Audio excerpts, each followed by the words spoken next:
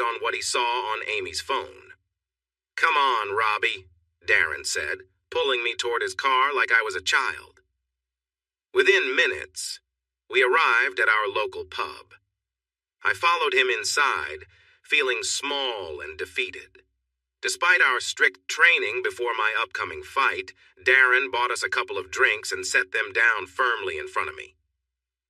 "All right, explain," he demanded, his voice showing his frustration. I could see the anger on his face. He had seen the photos and video on Amy's phone that clearly showed me with Georgia, my ex-wife. The email saying I was having an affair with her didn't help either. "Darren," I sighed, "you should know I would never cheat on Amy. After everything Georgia put me through, all of you should know that." As I took a sip of my drink, my panic about Amy's sadness began to turn into anger as my thoughts started to clear up. "Then what about the email, those pictures, that video?" he asked, still upset but willing to listen as he watched my changing emotions. "Darren," I said, meeting his gaze. I felt a bit embarrassed because he had seen me in a vulnerable situation just moments ago, but I knew I had to be honest. "Have you and Tony never taken some private pictures or videos?" I asked. "After all your years together, are you telling me there aren't any pictures of her that only you should see?" He paused, taken aback by my question. For a moment he seemed to think. "Of course there are," he admitted, a little sheepishly. "But those are private between us, the email and those pictures. Amy just saw them." "Darren," I interrupted, sensing he was falling back into doubt. "I know those pictures. They are almost 10 years old. Think about who I was married to then. At that time, I thought I was happily married to Georgia." I watched his expression change as he processed my words. He cursed under his breath, redirecting his anger away from me. "Son of a gun!" "Yeah," I nodded. "I am in those photos, but they were private moments between Georgia and me. Now I think my family is trying to ruin my marriage to the woman I love very much." We sat in silence for a moment, sipping our drinks and lost in thought. "Robbie, I'm sorry," Darren said, looking concerned. "I didn't want to believe it, but now it makes sense. I can see how Amy and Tony, I can see how they might not understand." I shrugged. "They are two very pregnant women. I don't want to insult them, but sometimes they might not think things through." We talked for a few more minutes, both feeling angry that someone in my family had shared private photos and videos with Amy. Darren sent a message to Tony and Amy. "I've talked to Robbie. He is right. It's not what it seems. Those images are from his past marriage. He is not unfaithful. He loves Amy." We finished our drinks, and I felt terrible knowing that my past was hurting Amy. Darren sighed and put his phone away. "Come on, Robbie. Let's go back to the house and fix this." Just as we were leaving, my phone rang. I was relieved to see it was Amy. I thought she would sound calm after Darren's text, but instead she sounded panicked. "Robbie?" Amy said. She sounded like she was on the edge of breaking down. Thinking she was still upset, I spoke in the calmest voice I could. "I'm here, my love. I'm coming home to explain everything." "Robbie, I'm scared," Amy said, struggling to hold it together. "It's okay. On my way. I'm so sorry you saw," I began, but she interrupted. "Not that, Robbie. I'm bleeding. Please help me," she pleaded. I could hear the fear in her voice. It was about something much more serious. Before she could say anything else, I took off running up the hill, leaving the car behind.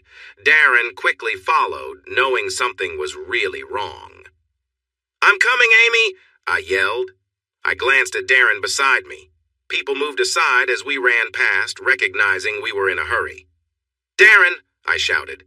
"We need an ambulance at our house now. I'm on the phone with Amy and she's bleeding." He swore under his breath and pulled out his phone to call emergency services.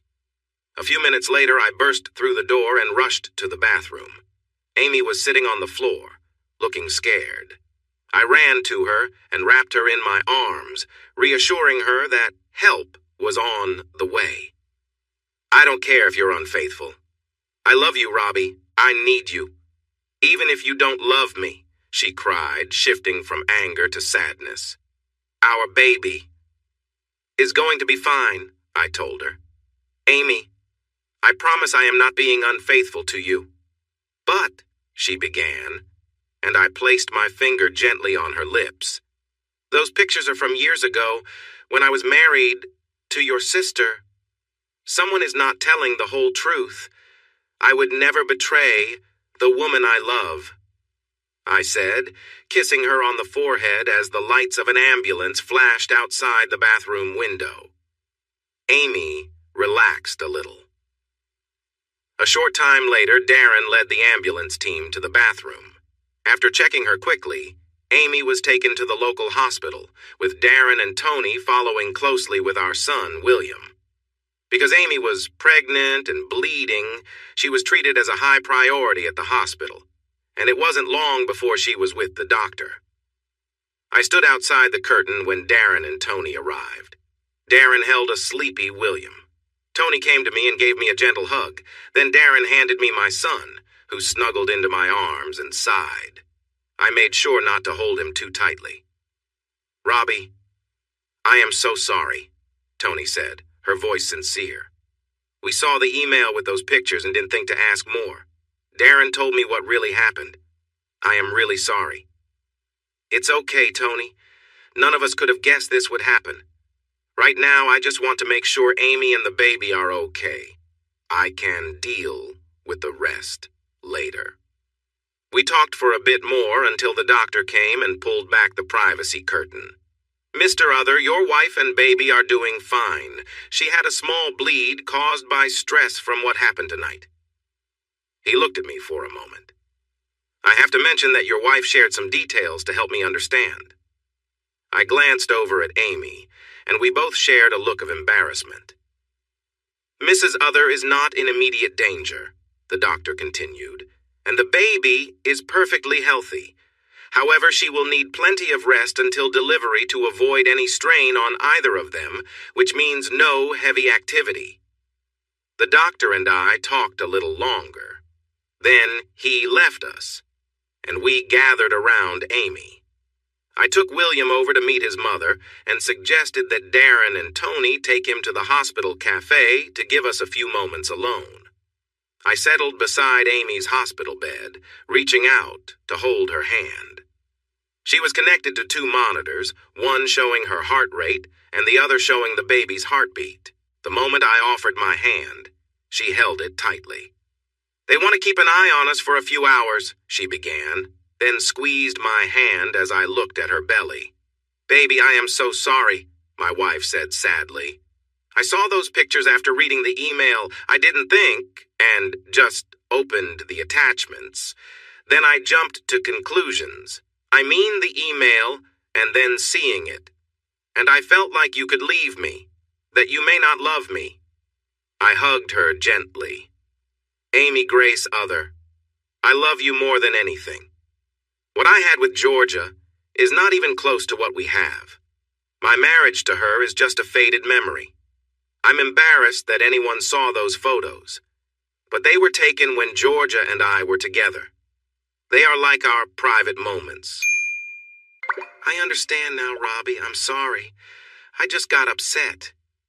She looked at me and asked, "Are there more than what was sent to me?" "Yeah, a few. Though Georgia is not as beautiful as you." We smiled at each other. "But there are probably a few dozen more photos and a couple more videos out there. I'm sorry, Amy. I deleted them from my phone not long after we started dating. The last time I looked at them was maybe 3 months before I found Brad and Georgia together. I never thought someone else would have them or use them against us. I feel so embarrassed that Darren, Tony, and you saw my personal photos with someone else. You mean you'd rather they see our personal photos instead? She said jokingly, a smile finally appearing on her face. I laughed. No way. Your body is ours, just as I am yours. She looked at me seriously. Robbie? Yes? Can you take out your phone for me? Sure. Why? This is why. As I opened my phone, she lifted her shirt slightly. Please, take a photo before someone comes in. I smiled as she grinned back at me while I took a few photos. Satisfied, she put her shirt down. Just then, Darren and Tony came back with William. Our son was awake now and wanted to sit with his mom. Darren gave me a knowing look. Did we interrupt something? Kinda, I replied with a smile. They stayed for another 20 minutes, deciding to take William home and agreeing to stay at our place for the night when the doctor returned to check on Amy. I held her hand while he examined her. We all sighed in relief when he said the bleeding had stopped. He explained that he wanted to monitor her overnight. I stayed in the chair beside the bed that night as Amy fell asleep. It was around 3 in the morning when Amy woke up looking upset. I'm so frustrated, I'm going to confront that person, she shouted, startling me awake from my awkward position. Amy? Are you okay? I asked, trying to ease the tension in my neck. She looked at me and seemed to realize where she was, her cheeks turning red. Sorry. I just had a dream that it was your brother sending those emails to break us up. And then, after our divorce, he was trying to get too close to me. I was calling for you as he took off his pants. I went to my wife. We had been through a lot together, and this issue felt like just another problem caused by what I thought was my family, mainly my brother. Amy must have thought the same as we both looked at each other. Brad, we said at the same time. Hand me my phone, Robbie, Amy said. I handed it to her and asked, You are not going to do something risky, are you? She laughed softly. Of course not. Then she dialed a number. Hey, Dominic. Yes. I know it's late. You never sleep anyway. I need you to do something for me. It's really important. There's an email in my inbox from tonight with pictures of Robbie and his ex. Can you trace the email back to its source within the next day? She listened for a bit, shared some more details, and then hung up. It's done. Dominic will get the information for me. If it's from your brother or anyone else in that family, I'll make sure they face consequences. Amy gave me a small smile and reached out to me. Robbie, my love, I'm really sorry for reacting without talking to you first. Can you forgive me? I shrugged. It's okay, Amy. I probably would have reacted the same way. I'm also sorry this happened. I never thought those pictures would be seen by anyone, especially my wife and close friends. We talked for a while until Amy started to feel tired. I watched as she drifted off to sleep. In the morning, the hospital let her go. I brought her home, made her comfortable in bed with her laptop and phone, reminding her to take it easy. I worked from home that day. Things were quiet until lunchtime, when Amy got a message from Dominic. That's great, she said excitedly as I walked into the bedroom. It's confirmed. The email came from Brad Jr.'s phone. The tracking proves it. I'm going to prepare something for George. For the next hour, Amy worked on her laptop, and with my approval, she put together an email with her collected evidence for George. Just before she was about to send it, another email came in from the same address. Robbie? Amy said, her earlier excitement fading. Another email just arrived, with more attachments. She tried to stay calm. What should we do? I asked. I know we need to send it to George and the police, but could you look at the pictures and confirm they're what I think they are? I care about you, but I don't know if I can handle seeing you with my sister again. I nodded, a bit worried, and took Amy's laptop to open the attachments one by one. She carefully got up to head to the bathroom. I watched my pregnant wife move around the room. It was clear she had been through a lot in the past few days. I turned my attention to the screen and saw some pictures that once would have excited me. Now, though, I felt ashamed. My brother was trying to create problems between Amy and me using these images. The pictures showed some private moments I had with Georgia. There were several photos of us together, and even a couple of videos that felt like a betrayal now. One video was taken with the camera on our bedside table, showing us being intimate for about 3 minutes. The other video was more embarrassing, showing a private moment I didn't want anyone to see. I closed the video, feeling my face turn red. The email I had just read was clear. Amy, I'm sorry to say this, I can't stay quiet about your husband's past with his ex-wife. I can't believe they would be so disrespectful to take these pictures while married to other people. I hope you can use this in your divorce from someone who doesn't deserve you. Regards, a concerned citizen. As I finished reading, I felt angry at my brother. Just then, Amy walked back into the room and glanced at me, noticing my discomfort. Robbie, she said, holding her phone. I have George on the line. I've shared some details, and I can guess from your expression that the photos are even worse this time. Worse, I replied, feeling both angry and upset. Amy frowned, and I could see the emotions from the previous evening returning. We were both finding this difficult to handle. Can I put you on speaker, George? Amy asked. She looked at me. I'm sorry, Robbie, but we need to act quickly to stop this from happening again. I nodded. George, you're on speaker with Robbie and me, Amy said. Good, George replied. First things first. I know Amy is really upset, but how about you, Robbie? Are you okay? I paused for a moment, looking at Amy before answering. Sorry, George, yes, I'm here, but I'm not okay. In the last day, I felt incredibly embarrassed. My wife was ready to yell at me over something truly humiliating. We even worried about our baby's well-being because of the stress from the first email. I'm really angry, George, and seriously considering talking to my brother about his actions. I could hear George making notes. Robbie, as your lawyer, I'll just focus on finding a solution. But as your friend, I understand. I get it. You're not feeling good, but holding it together shows that you are a good, honorable man.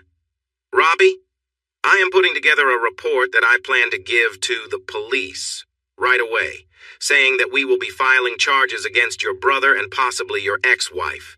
They could face several charges for invading your privacy. I need your okay to include some evidence, though. I know it's hard to think about, but it will help our case since you didn't allow anyone to see anything personal. Is that all right? George asked me. George? I said. Yes, Robbie? He replied over the phone. Do you need to see the evidence? He paused for a moment. Unfortunately, yes. As your lawyer in this case, I need to confirm what's in the evidence. I'm sorry, but I will be the only one to see it in my office. I promise to be very careful. George, I give my permission, and I trust you to be careful, I said, feeling a bit exposed. Thank you, Robbie, George said. Amy sat beside me on the bed. I know this is difficult, but I want to take strong action quickly. If everything goes well, Brad Jr. could even be taken in within 24 hours. Do it, I said, not hiding my anger. Amy turned off the speaker and talked to George for a few more minutes before ending the call. Were they really that bad? Amy asked as she sent the emails to George. I nodded. Do you want to talk about them? She asked quietly. Do you want to know? I replied. No. But if it would help, I will listen. Even after everything from yesterday, my wife said she was willing to be hurt to understand my past relationship with her older sister if it would help me. I sighed. Most of them were like the ones you saw yesterday. However, the videos were troubling in different ways. The first one was loving. Georgia and I were close. Did it upset you? Is that why you feel this way? Amy asked, reaching out to hold my hand. No, I replied, shaking my head. It's that other people have seen them. They show moments that were special between Georgia and me. It felt worse because it was something shared just between us, not just a casual encounter. I think I get it, Amy said, rubbing my arm. When we are close, when we look into each other's eyes, when I share my feelings with you during that time, I do that just for you. If anyone else were to see the moments we captured over the years, I understand, love. Robbie? Amy asked. I looked at her. Do you wish you hadn't taken any of the pictures or videos with Georgia? No, I shook my head. I think it surprised her. Why? She asked, a bit hurt. Because she was my wife, I explained. Those pictures and videos were private, something only we shared.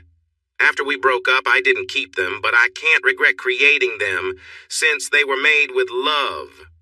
I only regret that my brother somehow got hold of them. Amy took a moment to process that. I could see she was hurt. They were images of me with someone else, another woman, even though that woman was once my wife and her sister. But none of that mattered. It wasn't Amy. What about the pictures and videos we've made? Amy asked. With everything going on, do you regret those? She continued. I wasn't sure if she was hinting at getting rid of them or creating more memories. She left it open for me to decide. No way. I love our photos and videos. I enjoy looking back on our moments. They're part of why I love you, Amy. You're willing to share that with me. We aren't about showing them off to anyone else. But I know they're safe with you, just between us. Amy nodded and gave me a small smile. What about the second video? She asked, steering back to the original topic. You don't have to tell me if you don't want to. It's okay. We need honesty right now. I took a breath. If the first video was us together in love, the second one was different. It showed a different side of things, something rougher, something I'm not proud of. For a moment, there was silence.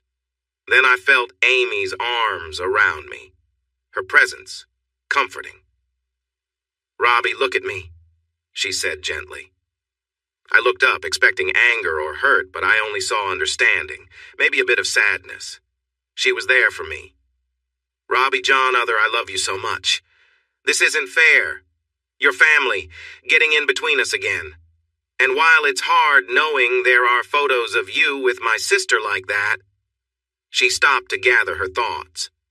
This is hard to say, but while I know they exist, I also know you respected me enough to move on from them when we got together. You couldn't have known that your brother would dig them up and do this. It's low and I'm hurt, but I know you're probably feeling even worse. I nodded quietly. Robbie? Amy stood up, looking at me with purpose. Yes? I asked, watching her with curiosity. William's down for his nap. Why don't we make some new memories? She reached for my phone with a smile. Over the next little while, we took some photos, capturing her warmth and beauty. She smiled at each one, saving them in a safe folder afterward. Then we simply sat together, her hand resting on mine as we waited for William to wake up. Typically, we would share a close moment, but after yesterday, we both understood that would have to wait until our baby was born. Robbie? Amy asked after a while of us lying quietly together. Yes, I answered. Robbie, about those photos and videos of you and Georgia, she mentioned casually. Yes, I replied, feeling cautious. I sensed she wanted to discuss something important. Well, once our little one is born and I feel okay again, Amy said, rubbing her stomach. I shifted and propped myself on my elbow, now focused on her. She looked a bit nervous about what she wanted to say.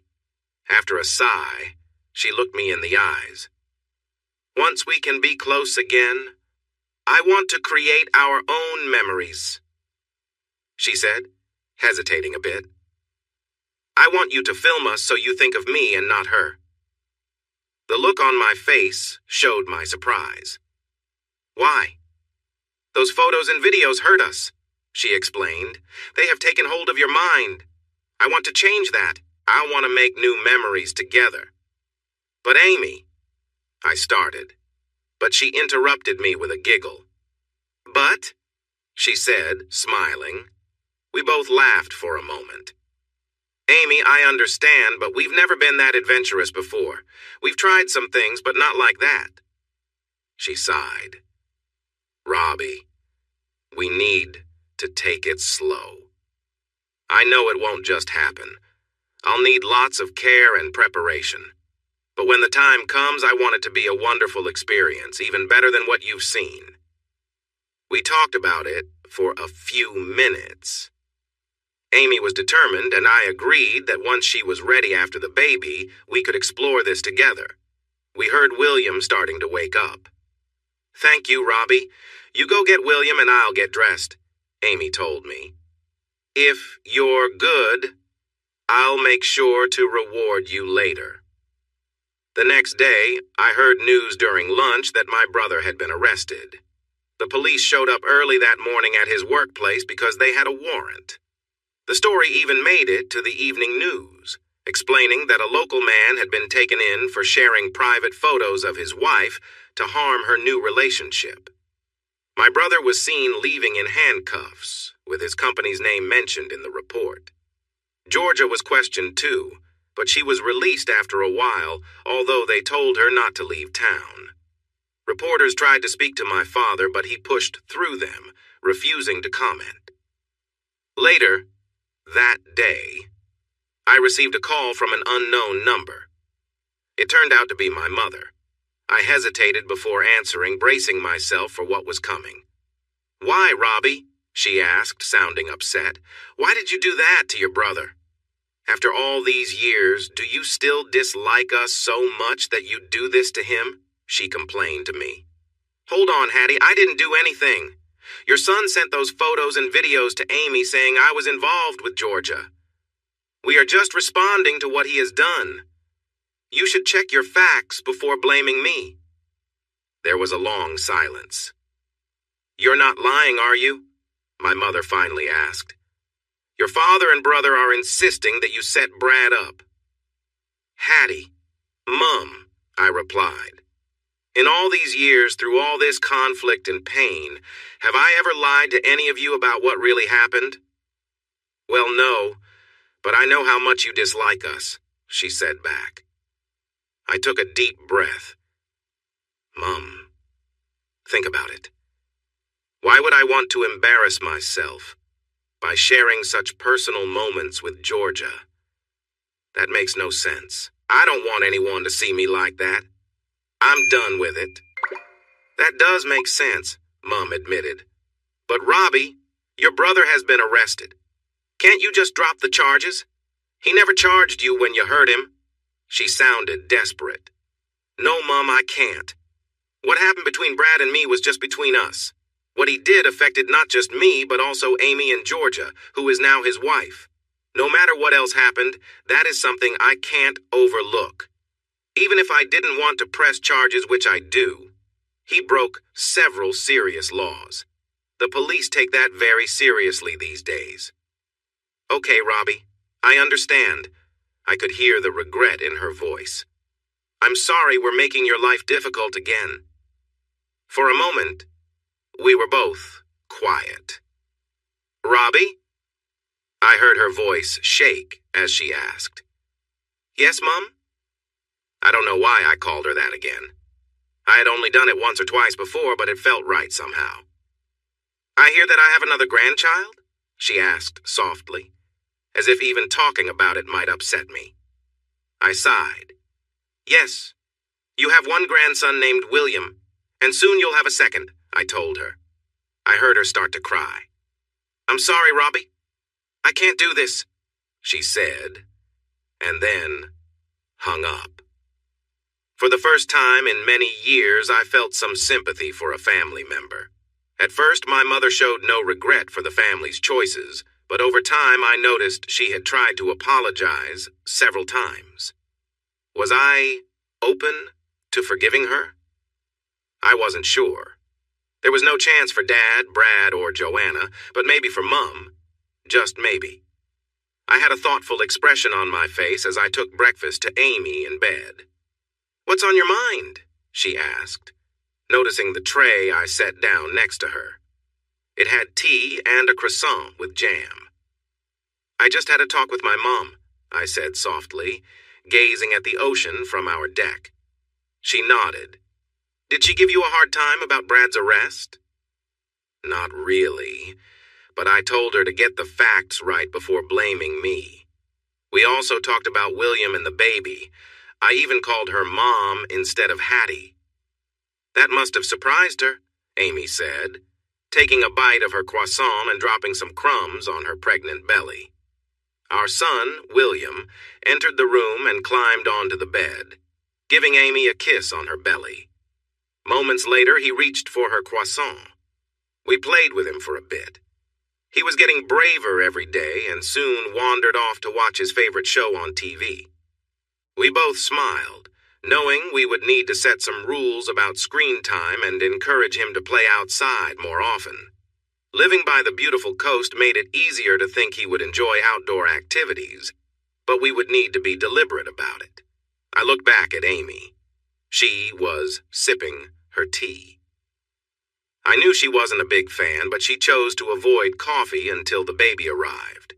Once she was ready for her coffee again, I planned to run to our local coffee shop every day for her favorite latte. It was a brief but interesting conversation, I continued, as if our son hadn't interrupted us.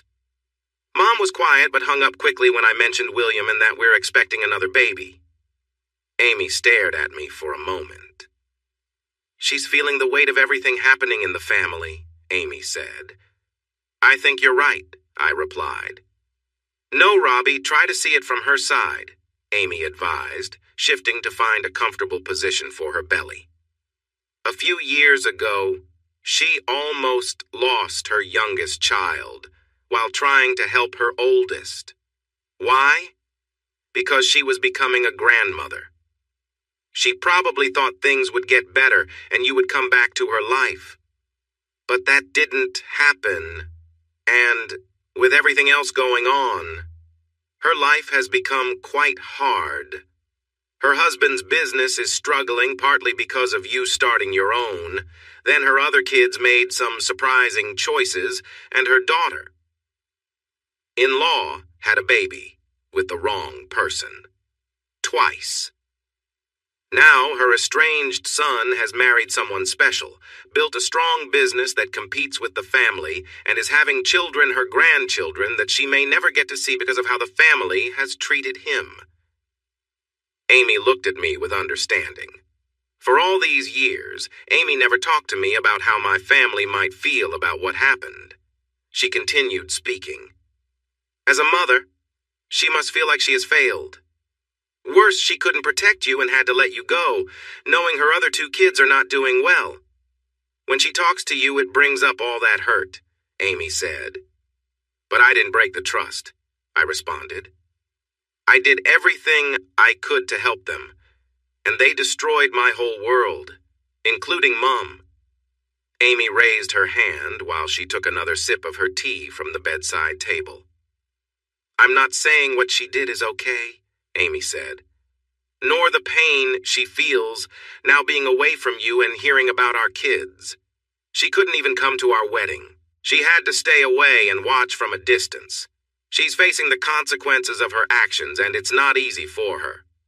From what I see, Everyone around her, her children and her husband, has let her down repeatedly. In the few times we've seen her in the last few years, I can see it in her eyes. The regret you said wasn't there that first night is there now. We sat in silence for a couple of minutes, my shoulders feeling heavy. I don't want to forgive her, Amy. I want to keep hating her. I want to keep hating all of them, I said sadly. Then my wife's arms wrapped around me, her pregnant belly pressing against my side, reminding me that I had a new family. You don't have to forgive them, my love. But maybe it's time to let go of some of that hate, even if it's just for your mother, she said gently. I need to think. All right, I replied, and Amy smiled at me. I understand.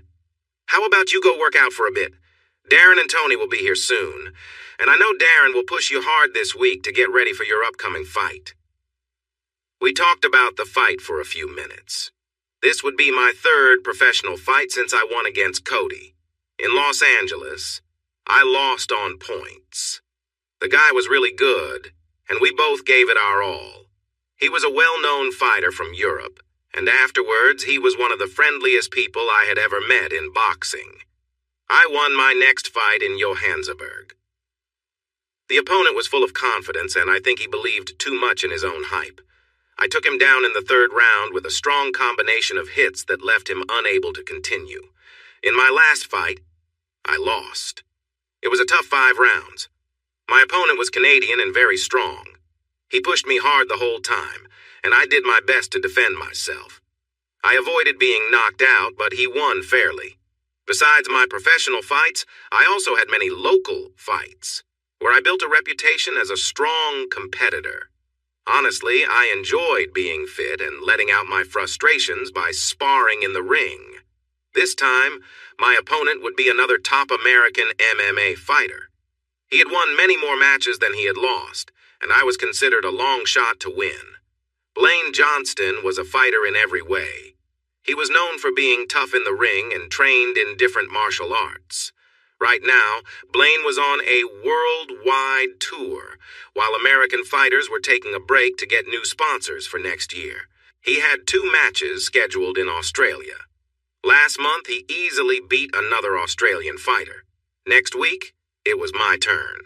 With everything happening in the past few weeks, my training had not been great, and I didn't feel fully prepared, even though Darren was pushing me harder than ever. The reporters and sports commentators were back too. This fight was going to be shown live around the world. It was mainly for Blaine, but since I was a favorite Australian champion after my fight with Cody, I hoped it would give me good exposure. I just wanted to avoid embarrassing myself too much. My main supporters were, as usual, Darren and Tony. Amy was there, but since she was about to have our second child in a couple of weeks, she would be in the special seating with her family. Ruth, Peter, and Rain would sit with her. After the fight, Peter and Rain were coming back to help Amy get ready for the baby. Darren was wrapping my arms when Blaine walked in. "So, you're Robbie Other?" he said, looking me up and down. I felt like he was judging me. "You'll do," he said with a smirk, then turned and walked away. Darren whistled. "That's a good sign." I looked at him. Usually, he just sizes up his opponents, snorts, and leaves, Darren explained. "I think he's going to take you seriously. You might have a chance." We spent the next half hour discussing strategies, such as how I should move, and how to defend myself. We went over my weaknesses and talked about Blaine's. Tony stepped out to get Amy and her family to come say good luck before the fight. But when they arrived, they brought someone I did not expect, my mother. Mom, what are you doing here?" I asked, feeling a mix of confusion and irritation. "It was my fault, Robbie," Amy said. "Please don't be upset. Last week I thought it would be good for her to come for just the fight." Now, I was annoyed with my very pregnant wife. A storm of emotions rushed through me as I looked at her. Not what I needed right before a match. Mom turned away. "I'm sorry, Robbie, I shouldn't have come. This was a mistake." As she began to walk away, I acted without thinking. I stepped toward her and did the only thing I could think of. I embraced her tightly. In moments, my mother was crying in my arms. It was just the two of us, despite the crowd around us. I gently pushed Mom back to look into her eyes. She tried to smile, but it didn't quite show on her face. "It's okay, Mom. You don't have to leave," I said. "Are you sure? I mean..." Mom looked uncertain. "Yes," I said. "It's all right. As long as it's just you and nobody else." She shook her head. "No, it's just me. I didn't tell anyone where I was going. I didn't want to risk not seeing you." Then she hugged me tightly. "Oh, my dear boy, I love you so much. I am so sorry for how we treated you. We should not have acted that way, and we deserve everything that has happened." I gently patted her back, unsure of what to say after all this time. "It's okay, Mom. There will be plenty of time for apologies later. Right now, I need to go and focus on this fight. Will you watch with Amy?" She nodded. I then received good luck wishes from everyone before stepping into the ring. Blaine smiled at me as I entered a few minutes later. "This should be easier than I thought," he said, having seen the moment with my mother. The bell rang, and I felt the impact from the very first moment. Blaine was quick for his size. His punches hit hard and his kicks were well placed. I was surprised I made it through the first round. At the end of the round, Darren looked at me and pushed me, urging me to get my head in the game. In round 2, I stood my ground better, but I was still getting hit hard. I glanced over at my mother and saw the worry on her face. I looked at Amy and saw her concern, too. My mind just wasn't in this fight. So much had happened, and seeing Mom, then her crying in my arms, left me feeling lost. I stumbled through the rest of the round, and as I tried to regroup, Amy and my mother came over to me as Darren checked me out. I looked at Amy, then at Mom. Then to my surprise, she slapped me. I was shocked, and I bet every camera in the place caught that moment. "Robert John Other, I did not raise a weak son," she said firmly. "I apologized for what we did to you, but if it's going to make you weak, then I take it back. Where's the fighter we saw that night? Where is the man who stood up for himself?" "I was angry, Mom," I replied, still feeling the sting of her slap. Seeing all of you and then Brad with his hands all over Georgia made me mad. It made me want to fight, but that anger is gone now. "Well, forget that," my mother said, surprising me with her language. "Robbie, look at this." She showed me her phone with a picture of Brad, Georgia, and their child. "This guy," Mom said angrily, "he took your wife. Got her pregnant without telling you and made you feel alone while making fun of you behind your back for years. He got your father and sister to see you as less of a man, and I was fooled by his lies for a while, too. For goodness sake, Robbie, he sent photos and videos of you with Georgia to Amy just to break you up. Use that anger, son. Use the hurt we caused you. Use the fact that my oldest son seems to be failing as motivation, and show that Blaine guy what you've got. Picture it as if it's your brother who needs a lesson. Prove to us that you're strong." With that, my mom walked away and sat down. Amy, Tony, Darren, and I just watched her leave. "Go get him, my friend," Amy said with a smile as she followed Mom. "What she said," Darren added, trying not to smile too much. Mom's words worked. In the next round, I fought back. I started moving quicker. I avoided his hardest hits and even got a few of my own in. If I had heard the commentators, I would have known they were talking about the motivational speech my mother gave during the break. When the third round ended, I noticed Blaine had lost some of his confidence and was starting to fight smarter. In the fourth round, we clashed again. Blaine went down twice as he struggled against my renewed energy. By the end of the fourth round, I had a cut above my eye that Darren quickly bandaged before the fifth round. I felt more balanced in the fight. It had turned into a tough battle, and I could hear the crowd cheering in the background. In the final round, I made real progress. Blaine had started strong, thinking I was off my game, but now he was tiring. I began to focus on breaking through his defense, steadily targeting his weak spots. I knew we would both have aches and bruises when this was over. I caught a few lucky breaks. When Blaine misjudged a kick, it opened up a chance for me to land several hits to his midsection. A moment later, he came at me with a series of punches that I dodged while hitting him again. He switched to a defensive stance, so I pushed him hard again. With each hit, I remembered my mother's advice and imagined my brother was the one I was fighting. Instead of seeing Blaine, I pictured Brad teasing me about how he had tricked me again. I landed more and more blows on Blaine. I imagined Brad bragging about how he found the photos on George's phone and sent them to Amy to make us split up. I worked to keep my anger in check and focused. Blaine was fully defending himself now, trying to survive until the end of the round and the match. Meanwhile, my anger fueled my strength. He didn't realize I wasn't just fighting him anymore. I was standing up to my family, who had pushed me around for so long, using me to get their way just because they could. The fight ended with less than a minute to go. I took a deep breath, realizing I was becoming too angry, so I stepped back to calm myself. Blaine saw this as a chance and tried to hit me a few times. I was ready for him. When he rushed at me, I pretended to punch him, which made him drop his guard. He didn't see the kick coming. It caught him off balance, and he fell to his knees, surprised. I quickly moved in and kept him down until he gave up. It was a solid win. The referee raised my hand with the microphone.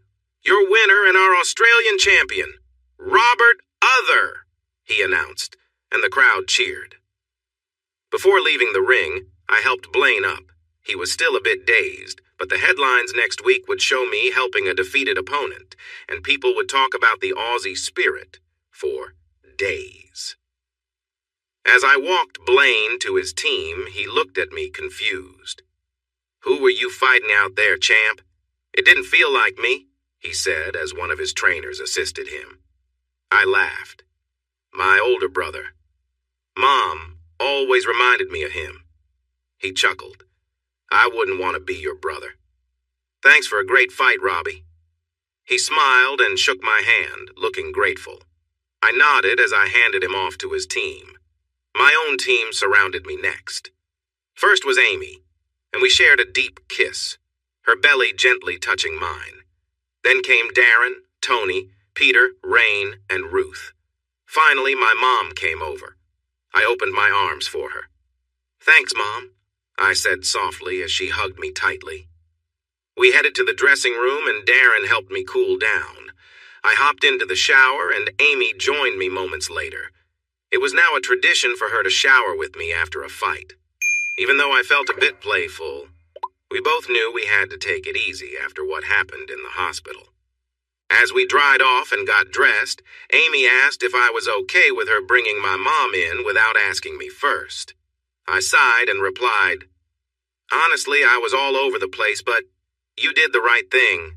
If it weren't for Mom, I might not have won tonight." Amy looked at me intently. "Really?" "Amy, I might have been more focused at the start if she hadn't been there. But Blaine was going to be tough for me. especially with everything I've been dealing with these past few weeks. Mom knew how to motivate me and reminded me to find the strength I needed to face someone as skilled as Blaine. Even though I enjoy this, it's not my main job. If it weren't for Darren encouraging me, I wouldn't have taken the fight. But tonight, I needed that anger to help me win. "Are you going to forgive her?" she asked, adjusting her maternity bra and pulling her shirt over her head. "I think I did tonight when I confronted her." I sighed. "Amy, I really mean it. I'm feeling confused right now. I don't know what my relationship with Mom will be going forward. I can say I forgive her, but I don't know where to go from here. And to be honest, I'm not anywhere close to forgiving Dad and Brad." I sat down to put on my shoes. Amy leaned over and hugged me. I cherish my wife. "It's okay, love. I don't think I can forgive them either. Just know that whatever you choose, I'll be here supporting you." We talked more as we finished getting ready, while everyone else waited outside the locker room with security guards. I could hear fans asking for my autograph, which was a first for me. Reporters asked about the fight, and some tried to talk to my mother, who seemed surprised by all the attention. As I headed to the interview area, security kept the crowd back. "Robbie, is everything your mother said to you during the fight tonight true?" one reporter asked as I sat down. The question surprised me. I'd forgotten that the microphones picked up conversations in the ring. Usually they played snippets of trainers, but I guess this was the first time they caught something personal. Sorry everyone. That was a private matter." "I would appreciate a bit of privacy if you don't mind," I replied, knowing they'd be curious but hoping to have a moment to gather my thoughts tonight. "Mr. Other," another reporter started, "did your mother slap you?" I chuckled. That was pretty clear if you were watching. The reporters shifted, buzzing with that question. "I just mentioned that most of what you want to ask me is private. Yes, it was recorded, and I know it's out there. But everything happened so quickly tonight. I'd like some time to sort through my feelings and give you answers that make sense.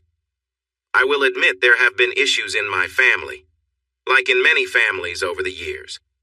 Yes, those things played a part in tonight's fight.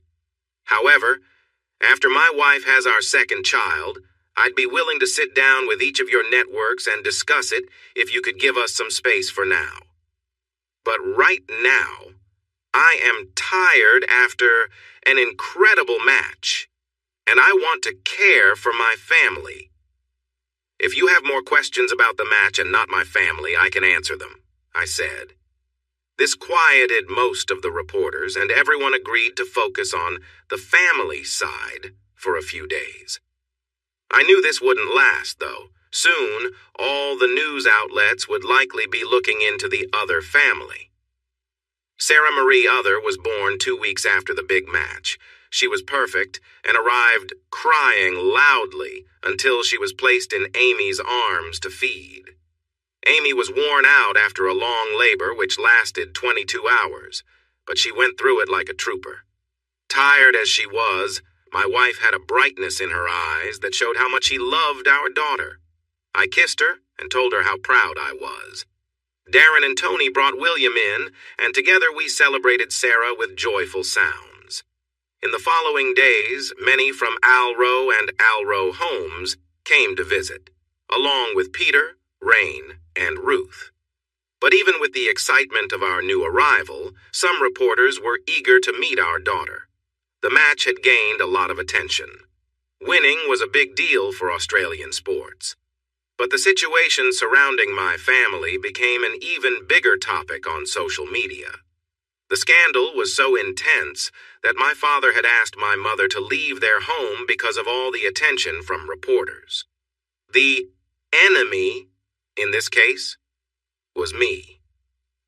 So in an awkward moment, we had my mother sign a privacy agreement and she became part of our lives again.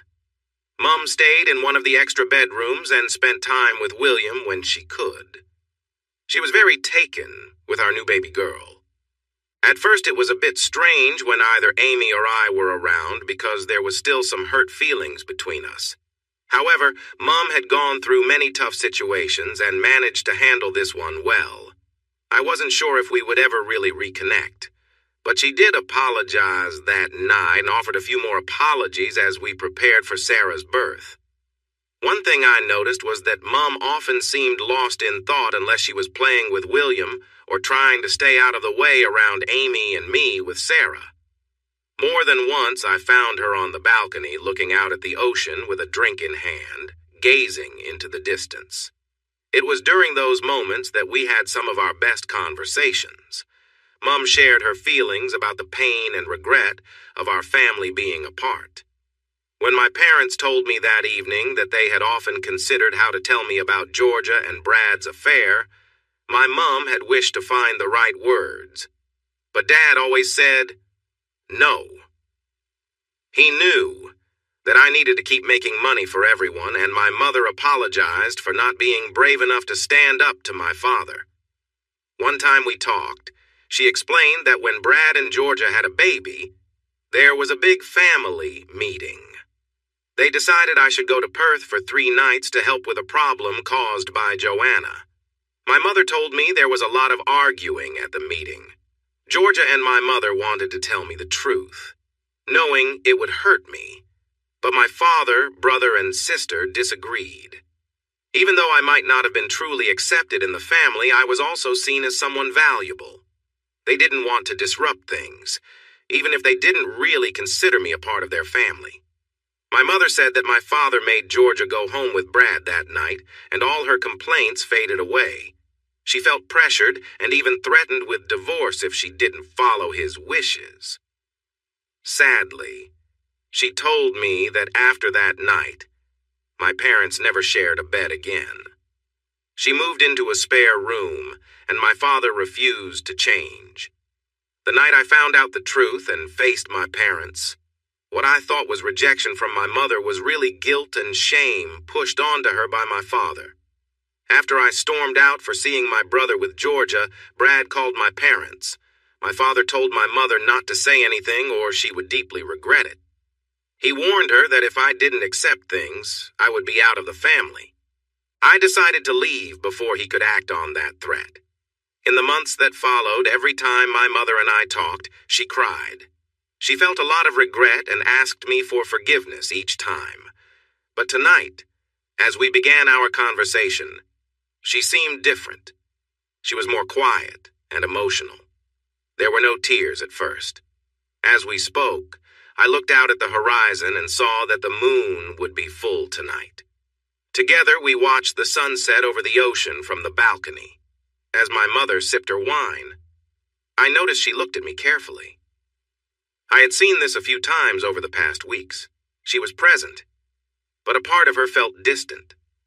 I sipped my drink and thought about our situation.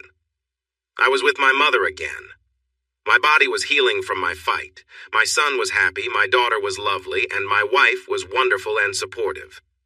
I felt like I had my mother back in my life to some extent. Mom broke the silence, interrupting my thoughts.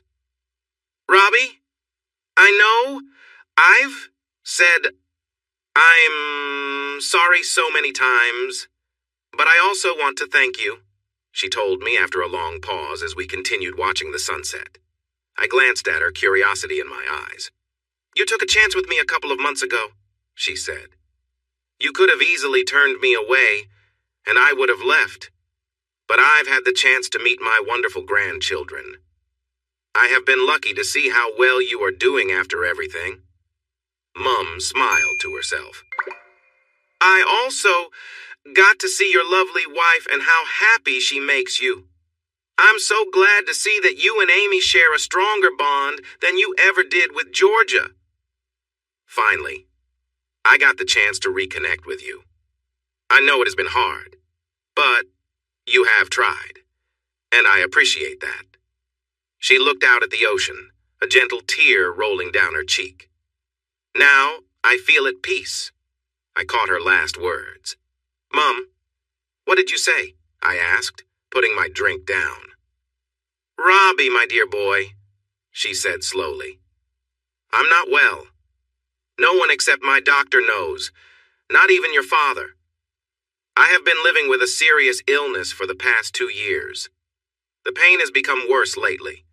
Only the thought of seeing you again kept me going. Now I can barely move my head and am losing my sight. I rushed to her side, tears in my eyes. No, Mum. Please, no. There must be something.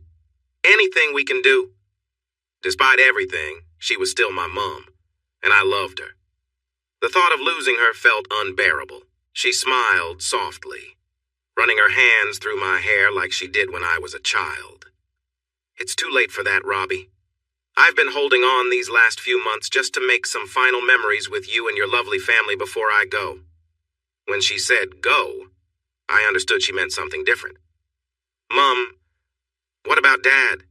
He needs you, I said urgently, not caring that I was mentioning someone I disliked.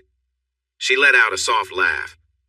Robbie, he hasn't spoken kindly to me in a long time, Mum said sadly. Your father has been seeking other relationships for years because I wouldn't give in until he apologized to you. I felt anger bubbling inside me, but this wasn't about him. But Mum, it's not fair, I said, feeling upset. It's all right, Robbie, Mum sighed. I think she understood my frustration with her words. What matters is that I got to see you again. You are the best part of us, never forget that. Her hand left my hair and I looked up at her. Would you sit with me? Hold my hand? And let me watch the sunset with you? Mum asked. She smiled as I settled beside her, taking her hand in mine. One last happy memory, she whispered. The sunset was beautiful that evening, colors shifting from yellows and oranges to reds near the water, blending into purples and blues in the sky. The gentle breeze surrounded us, and at some point, William came out and sat in Mum's lap. Amy and Sarah came out and we all sat together watching the sunset and then the moon rise.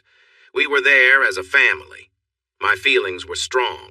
Sometimes I met Mum's gaze. She smiled, and even with the sad news, I could tell she was happy. As the moon climbed higher, I heard Mum sigh and breathe out slowly.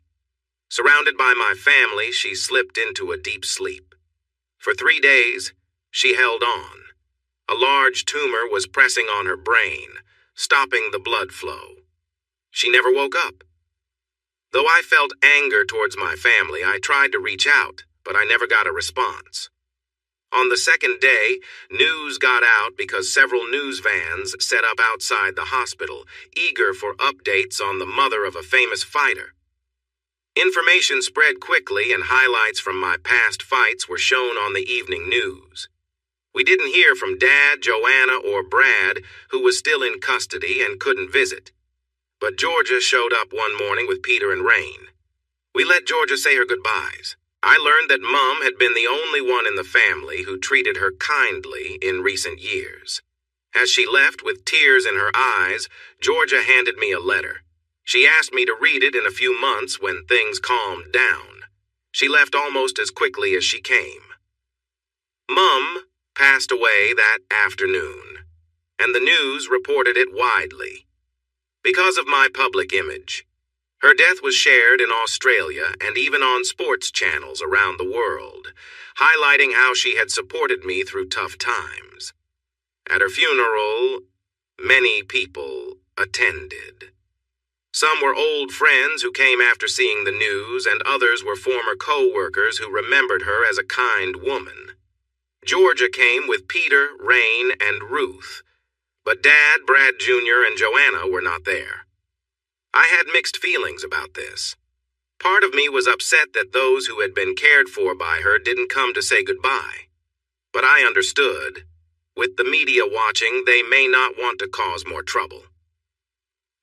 Total Build closed 2 days after my last fight, with rumors suggesting that the bad news and my brother's issues could lead to its permanent closure. I was asked to speak at the podium for the eulogy.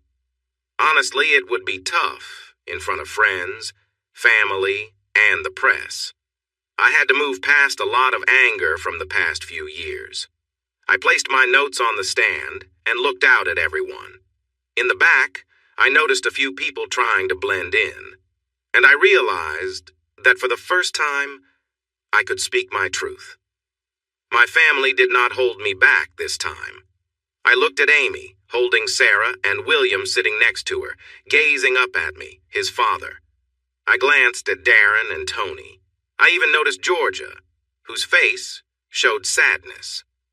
But when our eyes met, each one of them, even my ex-wife, offered a sad smile. "Good afternoon, everyone," I began to the gathered group of mourners.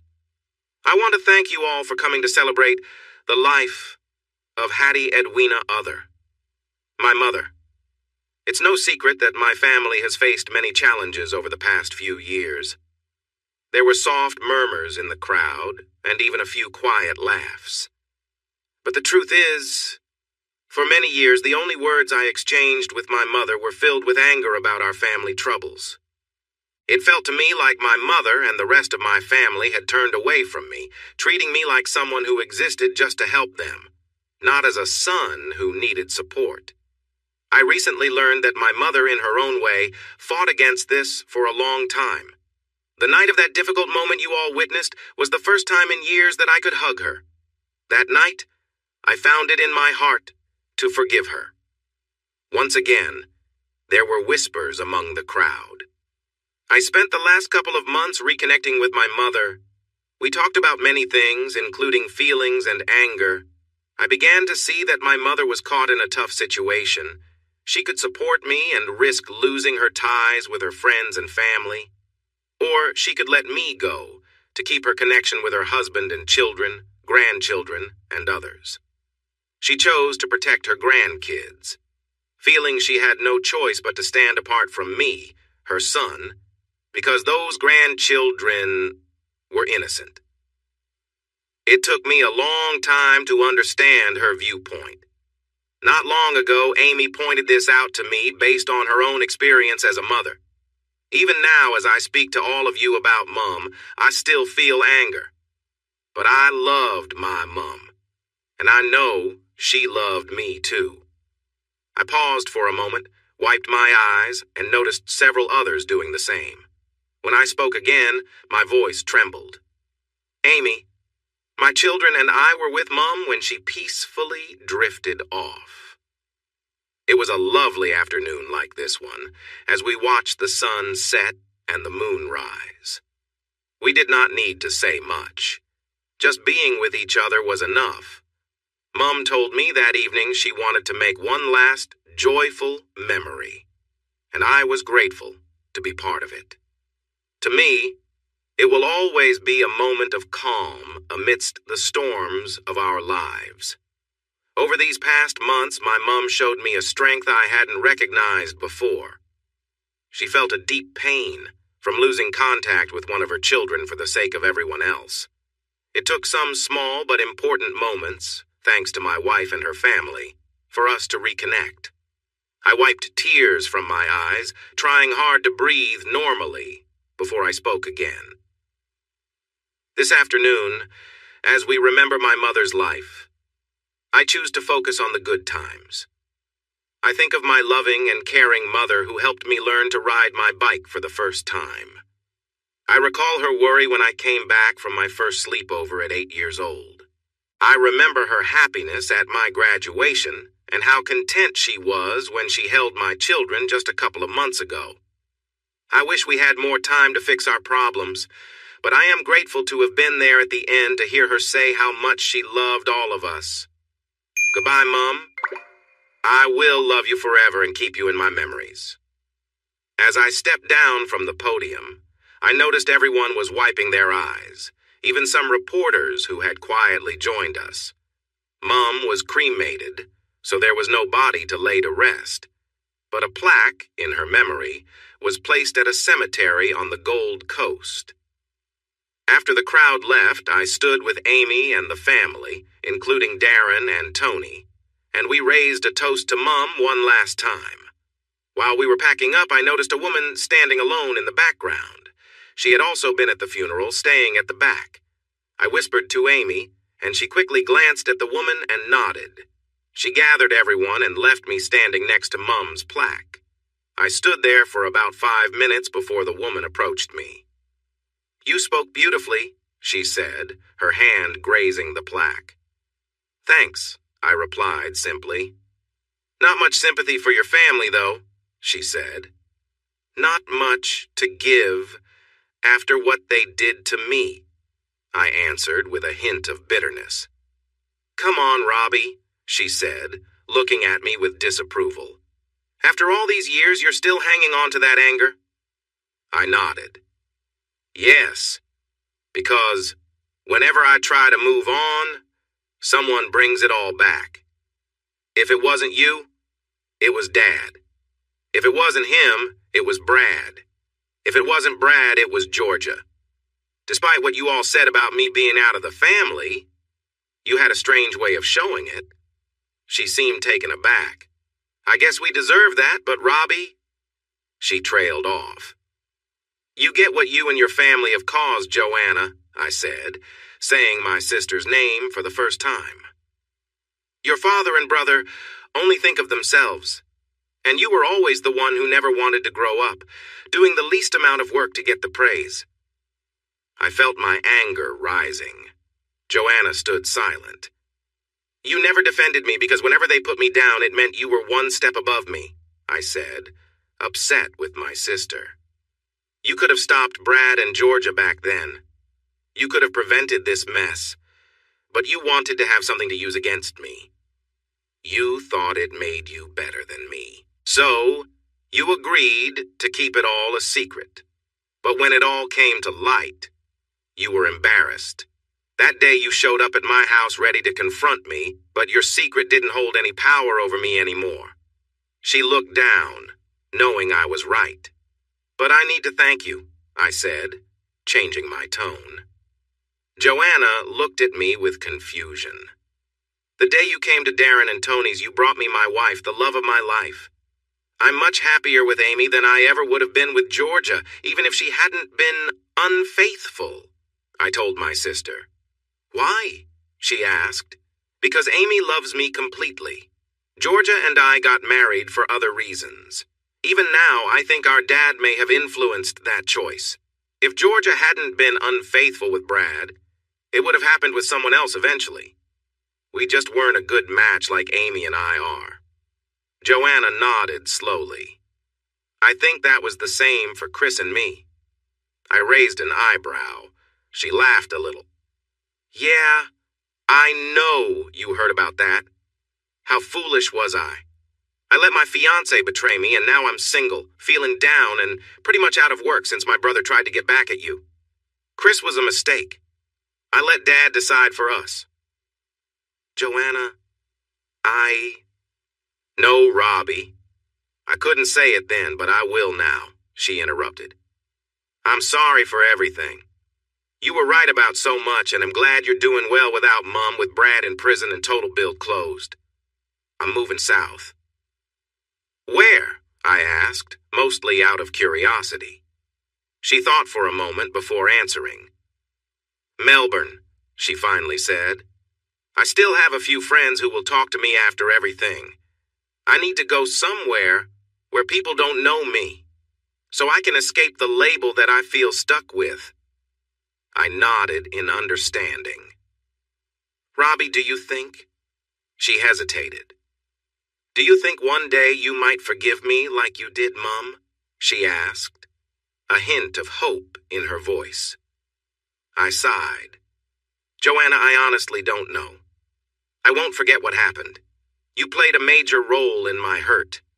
But the fact that we're not shouting at each other right now tells me I might be open to it one day." She shrugged. "I guess that's all I can hope for." She looked at me, studying my face for a moment, then sighed with a similar expression I had just shown. "Robbie, Dad has been harsh about you for years, calling you ungrateful and disappointing. We all believed him for a long time. because we relied on you for our comfort. We always followed Dad because he would help us carry our burdens." Joanna paused and looked at me. "I talked to Dad yesterday about leaving, and he blamed you. He says you broke the family. But I know it wasn't your fault. It was him." She glanced at the plaque with Mum's name, reaching out to touch it before looking back at me, her eyes glistening. "I'm glad you were there at the end. I'm glad her last moments were with the best of us," my sister said sadly. I turned to Joanna, confused. "What did you say?" "When I met with Mum for coffee, I sometimes complained about you. She always stopped me, saying we were the ones who messed up, not you. She would say you were the best of us." "Why?" I touched the plaque, too. "She told me something like that. I don't know if I deserve it." I felt tears coming. "I'm going to miss her, Joe." Then Joanna did something surprising. She stepped toward me, wrapped her arms around me, and hugged me. As kids, she never hugged me. We only did high fives. I could feel her tears on my chest as she let out all her feelings. "Don't you dare, Robbie. Don't lessen Mum's words," she whispered. "Mum was right. You are the best of us. You didn't play Dad's games. I'm sorry it took me so long to realize that. I just hope I can get my life back on track." She let go of the hug and walked away. "Just a few steps from me," I called out. "Joanna." She turned to look at me. I hesitated, seeing her eyes. I struggled for a moment, unsure of what to say. "I forgive you," I finally said. Saying it hurt, but I felt a little lighter inside. Joanna's eyes widened in surprise. She stared at me for a moment, then nodded slowly, and left. It would be a few years before we saw each other again. I went back to the car where Amy and the kids were waiting. Amy had finished buckling them in and hugged me. I saw Joanna leave. She looked like she was crying. "Are you okay?" my wife asked, worry in her eyes. "Yeah," I replied softly. "We were civil. I chose to let go of my anger and told her I forgive her." Amy's eyes widened like Joanna's had moments before. She knew I had blamed Joanna for keeping my brother's secret. She hugged me again. "You're a good man, Robbie." I scoffed a little. "It's not like we will ever be a family. I still don't like her much. I think it's time to let go of my feelings toward her and focus on my life." I glanced in the direction she had gone. She was out of sight, but I could imagine her walking away, feeling very sad, having lost so much. She told me she's moving to Melbourne to start fresh. I pondered this for a moment. If she can change her ways and become independent, maybe she will grow and improve. We got back in the car for the long drive home. The kids were sleeping in the back while Amy and I chatted quietly about work, parenting, and my past challenges. "I think I have only one or two more big fights left in me," I said to Amy. "I'm getting older, and while I love the training and the focus it requires, I don't enjoy the attention from the media after the last fight." Amy chuckled. "Besides, I have a wife and two kids to think about. I would like to stay fit and maybe even find someone to mentor." "Like a young apprentice?" Amy teased, referencing characters from her favorite series, Star Wars. I laughed. "Kind of. I've been really busy for several years," I shared.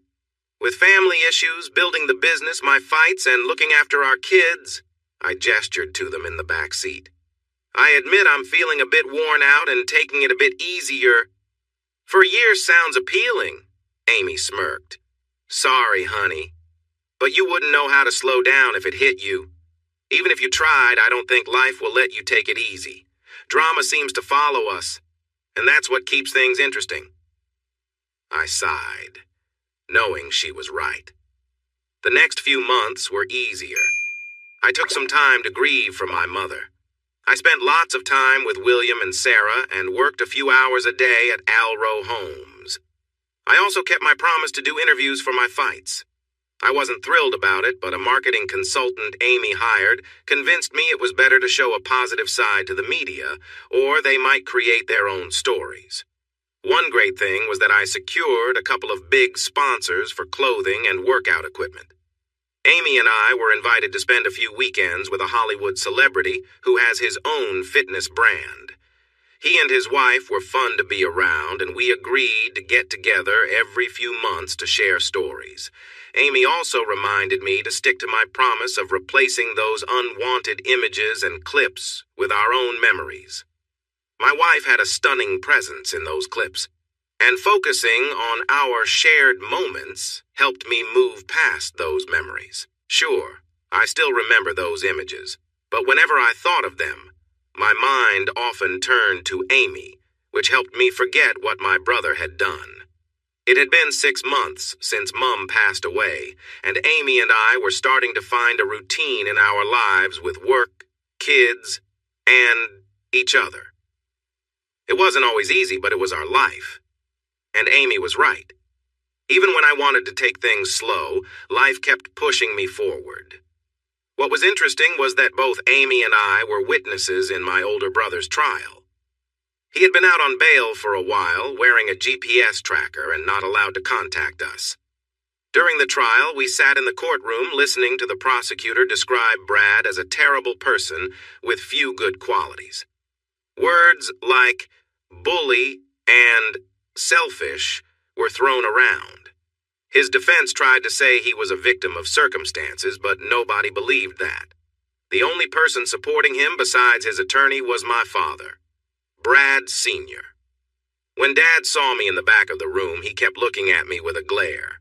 Unlike Mom and Joanna, he didn't want to fix things between us, and honestly, I was okay with that. After his company, Total Build, closed down, he struggled to find work, especially after the news painted him badly following my fight with Blaine. Another witness was Georgia. My ex-wife didn't look well. She had always been slim, but now she seemed even more stressed and worn down. Her body language showed defeat as she sat with her back to us. If I could see her face, I knew her eyes would look tired. Amy and I were not called to testify. Our statements were submitted formally through George to the police.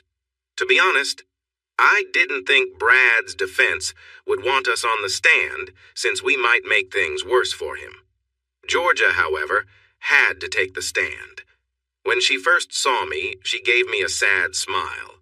I could tell she was tired, with dark circles under her eyes. The defense lawyer began to ask questions. Mrs. Other, can you tell us your relationship with the defendant?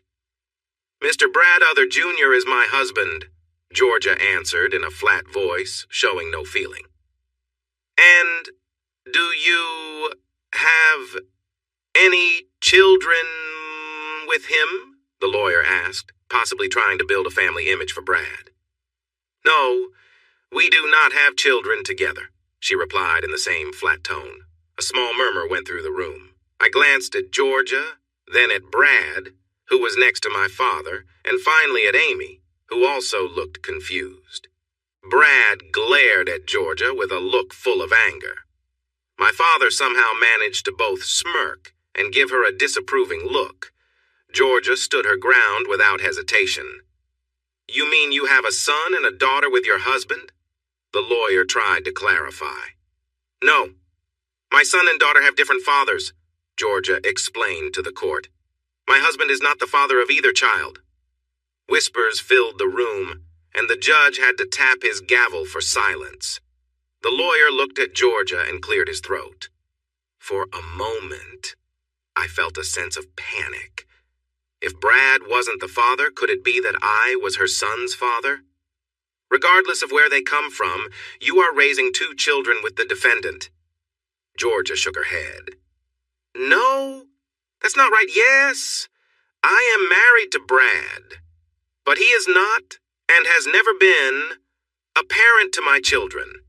He was often away, drinking or with someone else. She winced and glanced at me briefly. The only time he was home was on Sunday mornings when he would tell the kids to get out so he could watch sports. He called them names, so I don't see him as a parent. For the first time in years, I felt compassion for Georgia. I was still processing the fact that her son wasn't my brother. If I had known, I thought she would defend Brad in court today. But clearly some of what I had heard about how my family treated Georgia was true. It couldn't have been easy for her dealing with me, her sisters, little contact with her mother, no word from her birth father, and what seemed like mistreatment from my family. The lawyer looked confused. He clearly didn't expect such a tough witness. Eventually, he said, "Your witness," to the prosecution as he sat down, looking defeated. The prosecution was smiling confidently. "Mrs. Uther, how is your relationship with your husband?" he asked, capturing everyone's attention. "We're going through a divorce," Georgia replied, sounding defeated. I leaned back in surprise. I should have guessed, but hearing it from Georgia felt different. "Can you explain why you're getting a divorce?" the prosecution asked. "Objection! The witness's marital status and reasons for divorce aren't relevant to this case," the defense weakly argued. It seemed like he wanted to know just as much as everyone else. "Actually," the prosecution countered, "one reason we are here today is that Mrs. Uther is divorcing the defendant for violating her privacy, one of the charges against him." They both looked to the judge. "Overruled. The witness will answer the question." Georgia again glanced at me. I met her gaze. I felt Amy hold my hand and give it a reassuring squeeze. Georgia looked at my father, Brad, then turned to the prosecutor. She sighed. "I have many reasons for divorcing my husband, but the most important one is that I never loved him." A quiet gasp filled the room. "When I became pregnant with the son everyone thought was Brad's, I was married to another man. I was having an affair with Brad, and when that other man left me, I married Brad with encouragement from his family." "And who was the other man?" the prosecutor asked. I felt Amy squeeze my hand again, and Georgia looked my way. "It was Brad's younger brother, Robbie Uther," she said, her voice filled with regret. "So you had an affair with your husband's brother. Your son is actually the child of your ex-husband, who found out, divorced you, and now you are married to Brad." Georgia looked at me with longing and sadness. It was a different kind of sadness than I had seen in her before. There was a pain there that I didn't fully understand yet, but I was about to. "No, neither brother is the father of my son," she replied, directing her gaze back to the prosecutor. For a moment, no one spoke. The room was silent, in shock. I glanced at my brother, whose neck was tense. This was new information for him.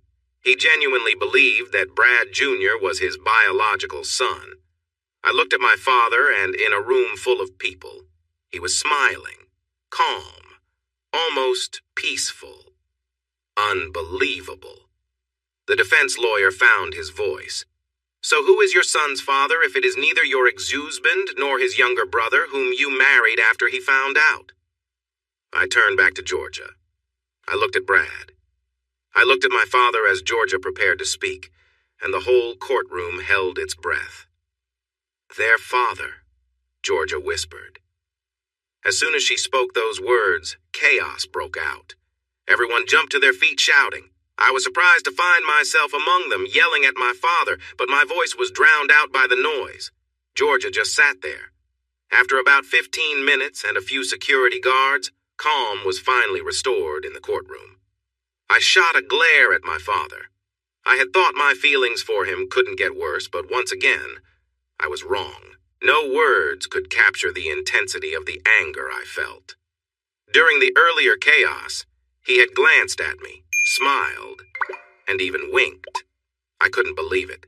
It took every ounce of my strength, and with Amy physically blocking me, to stop myself from confronting him. So, the prosecution lawyer said, trying to regain control. Let's clarify this. You were married to Mr. Robert Other, the youngest son of Mr. Brad Other. But at the same time, you were involved with Robert's older brother, Brad Other, JNR? Yes, Georgia replied. You got pregnant, and at first you let everyone think the baby was Robert's. But when people found out, you changed your story to say the child was Brad's. Now you claim the child is neither of theirs? He asked, surprised. There was a tense silence, but everyone maintained their composure. Yes, Georgia confirmed again. He shook his head. I'm sorry, but how did this happen? Once again, the room fell quiet as everyone focused on Georgia. It only happened twice, she said, looking at me. Robbie was away, and both Brad and his father had me drinking. I don't remember much, but the DNA test during my divorce with Robbie revealed the truth. I never told anyone until now. I see, he said, trying to process the information. We watched as he extracted more details from Georgia about the situation. She looked embarrassed, but was trying to stay calm. My father appeared ready to boast, while my brother looked confused. Then Georgia shared how my father, brother, and sister got her into a lifestyle she had not planned, resulting in her having a second child, this time with my sister's fiancé. No one spoke. The truth about the parentage of Georgia's children was a burden she would carry forever, and it was now out in the open. The judge brought us back to the main topic, taking a few moments to steer the conversation. How would you describe your relationship with your ex-husband, your current husband's younger brother? The prosecution lawyer asked. There is no relationship, she answered plainly. Can you explain why? When the defense lawyer started to object, the prosecution addressed the judge. This is important for understanding the situation, Your Honor. Proceed, the judge said. Georgia paused for a moment and then spoke. Ever since Robbie found me with his brother and learned how we all let him down, Robbie has cut ties with us. He moved away and is now married with kids. As far as I know, Robbie has always said he doesn't want to reconcile after everything that happened. Honestly, I can't blame him. The prosecution nodded in agreement. So you betrayed him and his family, including his brother and father, let him down too. You married his brother, but things didn't work out well. That is correct, Georgia admitted. What was your husband's attitude toward his brother? The lawyer asked. Brad and his father were openly unkind to Robbie, Georgia responded. They would insult him whenever they could, and Brad often talked about how he could ruin Robbie's life. Brad and his father blamed Robbie for everything that went wrong after Robbie left. Can you explain how the defendant could invade someone's privacy in such a clear way? Asked the prosecutor, trying to keep the focus on the case. Georgia looked at me, then at Amy, and finally at Brad, who was glaring at her. I once heard Brad's father yell at Robbie during an argument, saying he was a mistake and only useful for their business. He even said I should be thankful that Brad was involved with me, she said. Georgia turned red as she shared this. Brad's dad told me it was okay to be with Robbie's brother, suggesting that any children I might have with Robbie would be weak. Once, they got me drunk, and I think that's when I got pregnant with Brad's child. I felt a chill at her words. Not only had Georgia been unfaithful, but it seemed that my father was involved too. It felt like Georgia was being used against me rather than being a willing partner. Shaking off the dark thoughts, I listened as my ex-wife continued. During the divorce, when things were really bad, Brad pressured me into being intimate with him. He also insulted Robbie, saying he wanted to find him and hurt him so he could never have kids. He talked about tying him up and getting revenge. What was he seeking revenge for? Georgia was asked. I felt a lump in my throat. This was one of my mistakes. Not long before the divorce was final, we ran into Robbie on the street, and Robbie ended up in the hospital. She explained how I had acted on my promise to confront Brad for the hurt he caused me. She said she didn't blame me for that. No charges were pressed. Still, Brad held on to his anger and wanted payback. The questioning went on for another half hour, making Brad look like someone who was always trying to bully his younger brother.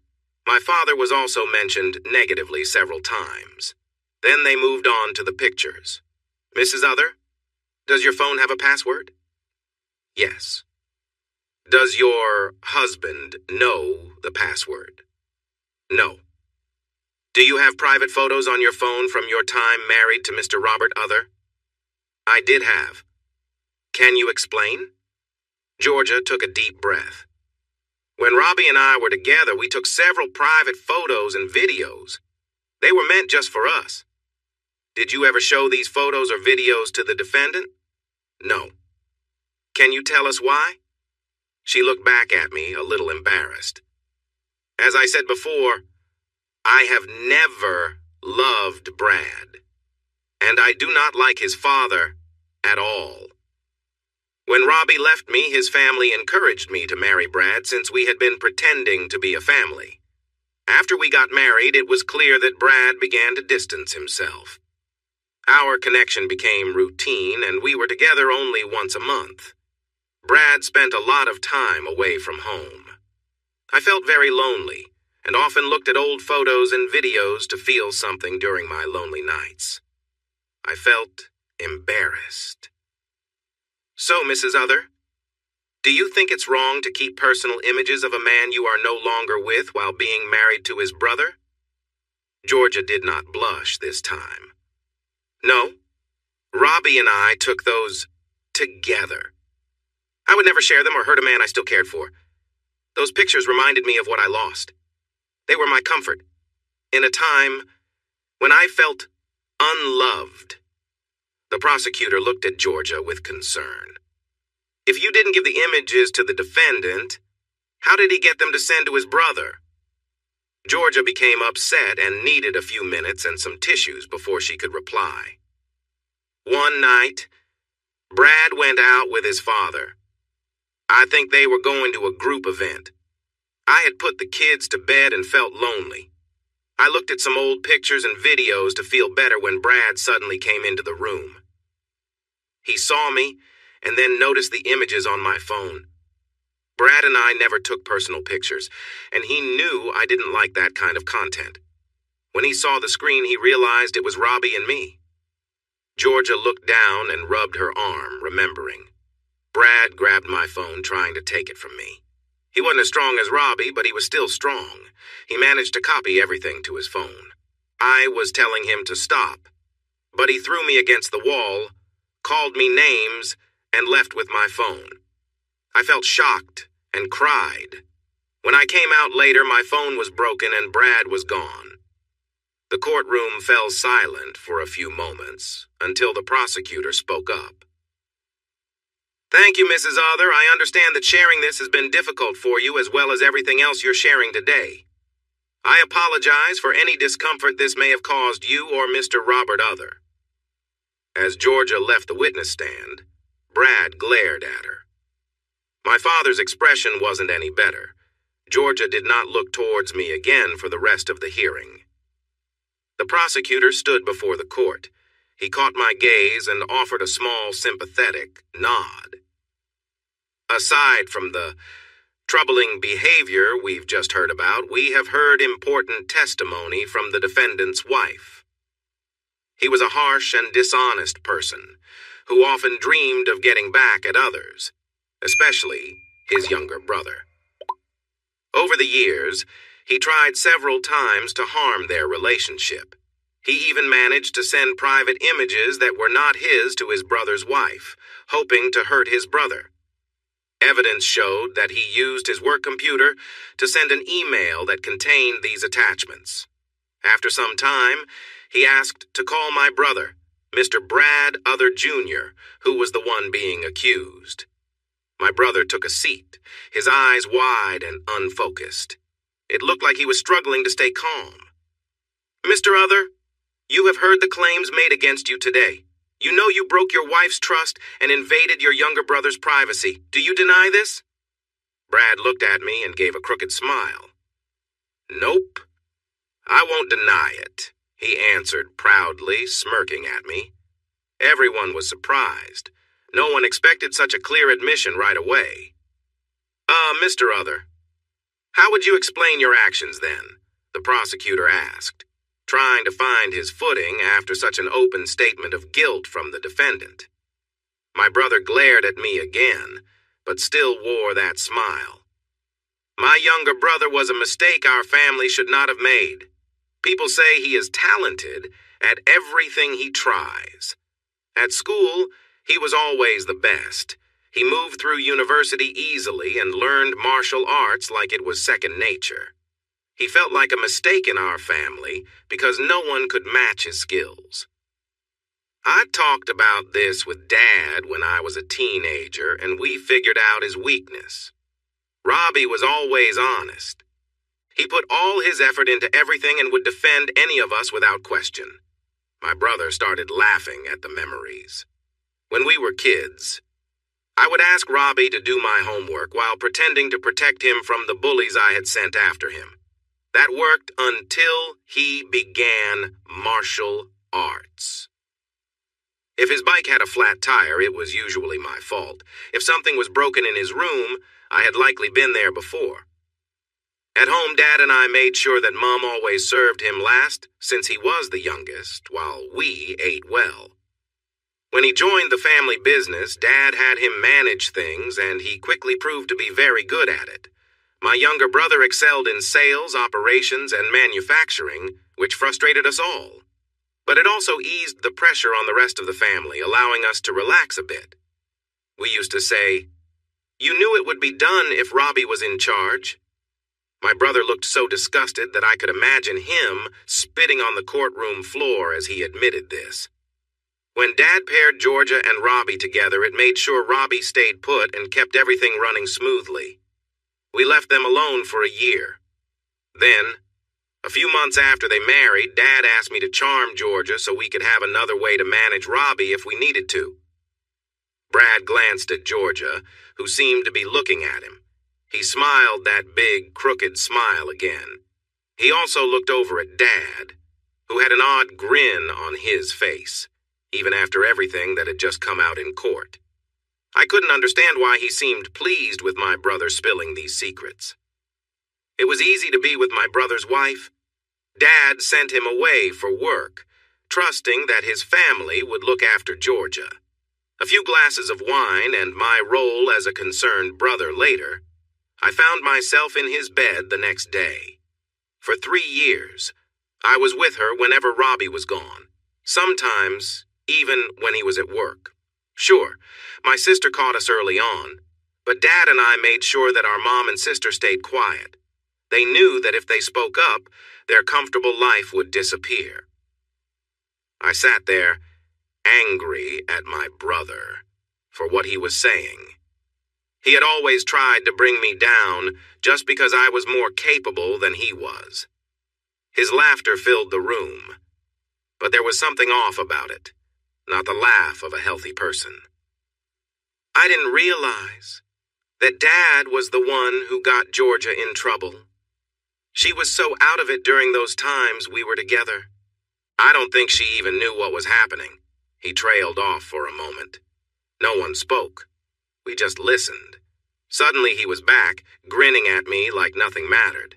But hey, it didn't happen to the golden boy, so who cares? Brad chuckled. We all agreed she had to say it was my little brother's child. I was thrilled. Robbie thought he was going to be a dad. But then his smile faded. He came home early from that trip and ruined everything. He found me with Georgia, and things got rough. Physical threats didn't work because he was a strong fighter, and I wasn't. Even Mom and Dad couldn't get him to see it my way. He walked out on us and everything fell apart. After that, we all had to work hard, but no one could do it like Robbie. Then, after the baby arrived, he came back and sent me to the hospital. I wanted to take action against him, but Dad still wanted Robbie on the team and convinced me to let it go. Then I saw him clash with that guy, and I tried to distract him by acting confident while being close to Georgia, the woman I had taken from him. He ended up overpowering the guy. After that, he disappeared from my life and showed up nearly a year later married. We tried many things to get back at him, like suing him, but his lawyers were better. I thought about hiring a private investigator to follow him, but nothing came of it. It wasn't until we found him at Alro Homes that I knew I would have to wait for the right moment. But it was tough to find a way in. I wanted to ruin his marriage and make my dad's threat of seeing him without a home come true. But then he started taking our business, and there was that fight where Mom showed up. Suddenly he was the hero, and we were the family that had pushed him away. It felt like he was living a fairy tale. It was clear he was losing control. My brother was making foolish admissions and doing it with a smile. I shook my head, and he noticed, his eyes lighting up as if he thought he had gotten to me. Robbie hit us hard again when Mom passed away. None of us could attend the service. The media chased us non-stop. I don't know what happened to my sister, but she fought with Dad, and no one has seen her since. I wouldn't be surprised if Robbie had something to do with it. Joanna always followed the rules, even allowing her fiancé to betray me. Several people in the room whispered to each other, while the defense lawyer just stared, unsure of how to respond. My brother continued. Before Mom died, I found Georgia looking at old photos of her and Robbie. I took her phone, copied the photos, and sent them to Amy using an old email address from Georgia's contacts. I hoped that seeing those pictures would make Amy leave him. I figured if I could hurt him through one sister, it would be easy to do the same with another. His smile faded and he got serious. I didn't think they would know I was the one sending the photos. But now I'm in too deep anyway, so I might as well make the most of it and get some attention. Maybe I could even write a book one day. Then he fell silent, crossing his arms as if he had wrapped up his tale. No one knew how to react. My brother had not only confessed to wrongdoing, but had also dragged our father into issues that, while perhaps not illegal, showed a pattern of hurtful behavior towards me, Georgia, and even Mom and Joanna. Still, he seemed proud, not sorry at all. If we looked deeper into his thoughts, it seemed learning about his father's betrayal pushed him over the edge. Many in the room recognized me from the news and stole glances my way. Even the judge took a moment to look at me. I looked at my older brother with anger and tried not to look at my father. The lawyer for the prosecution cleared his throat and glanced at Brad's lawyer. "Your witness," he said, and then sat down. The defense lawyer said, "No further questions," sounding defeated. In the end, Brad was found guilty of invading privacy and was also charged with domestic abuse.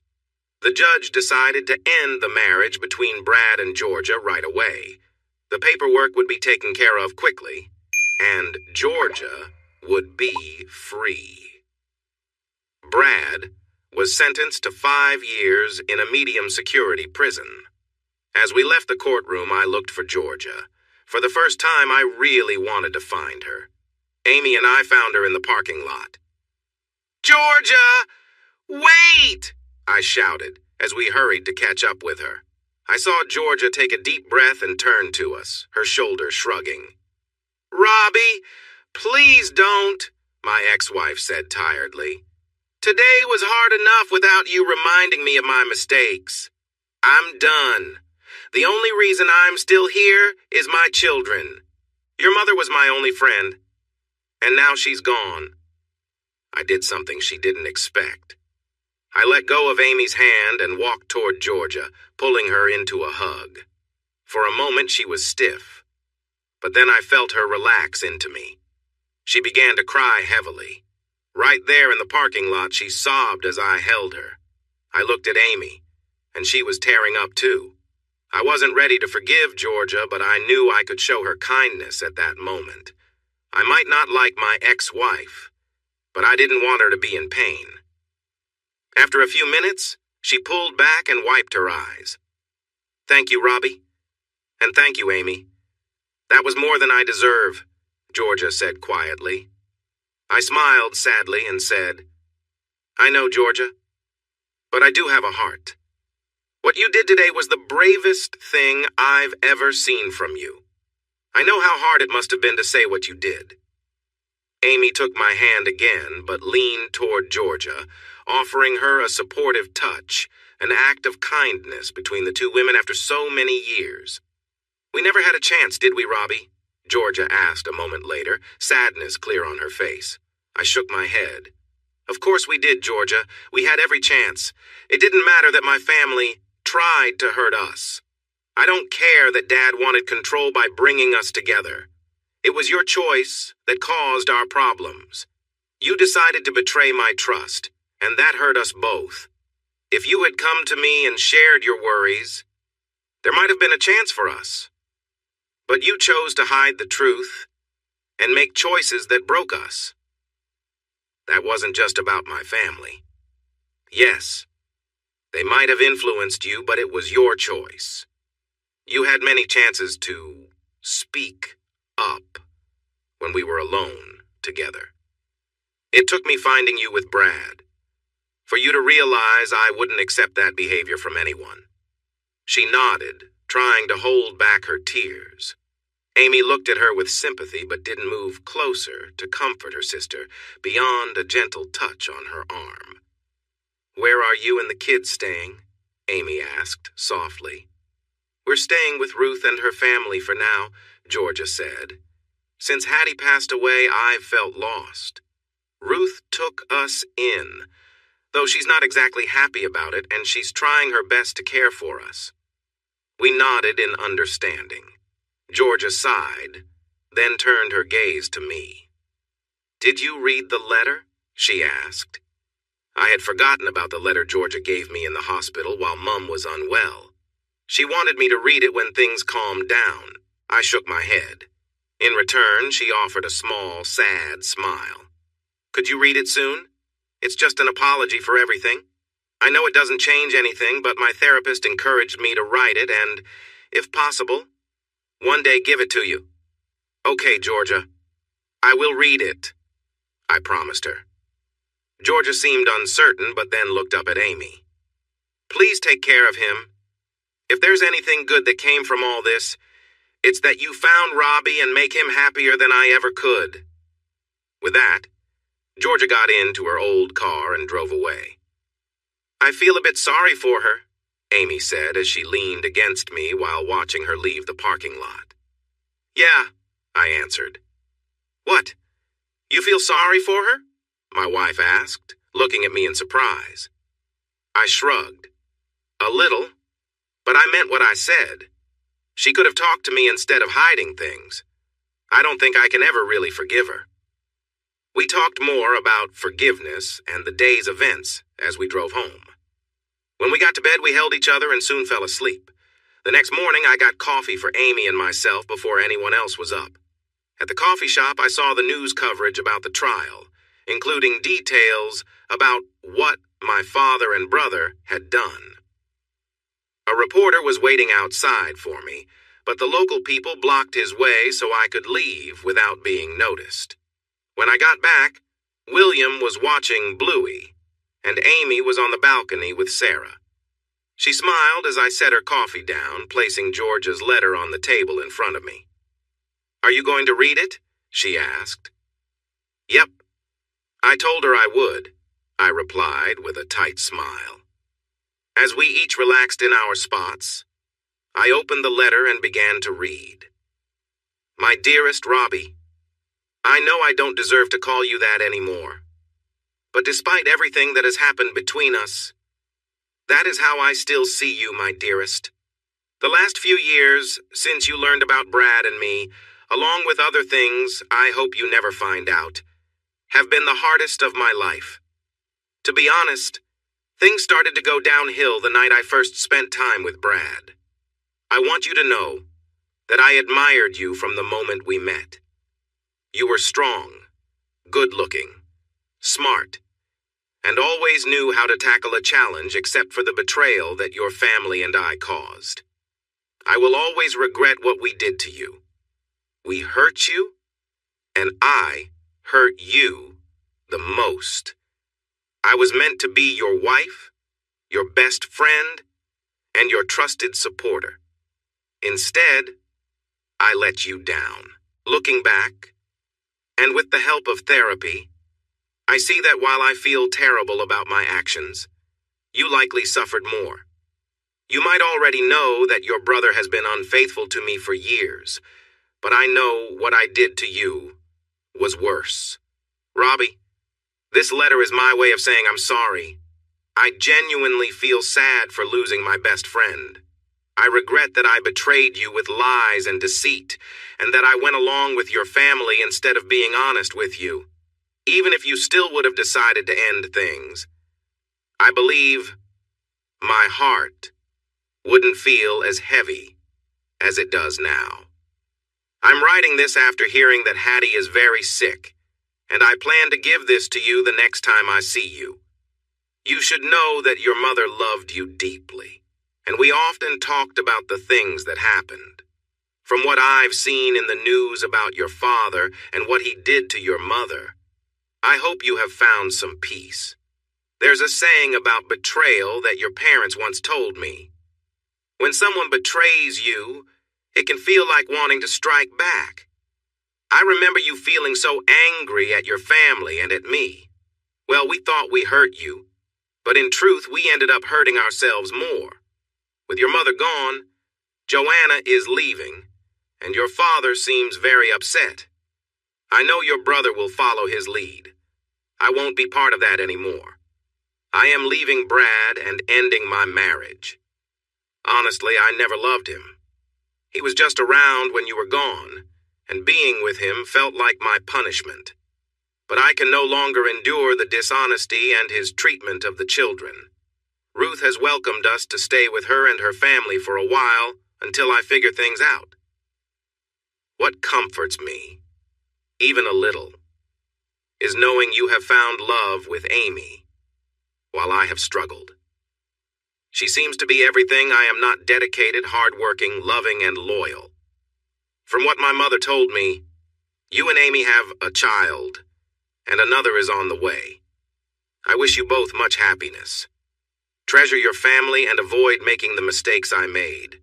I understand that you may dislike me, and you have every right to feel that way.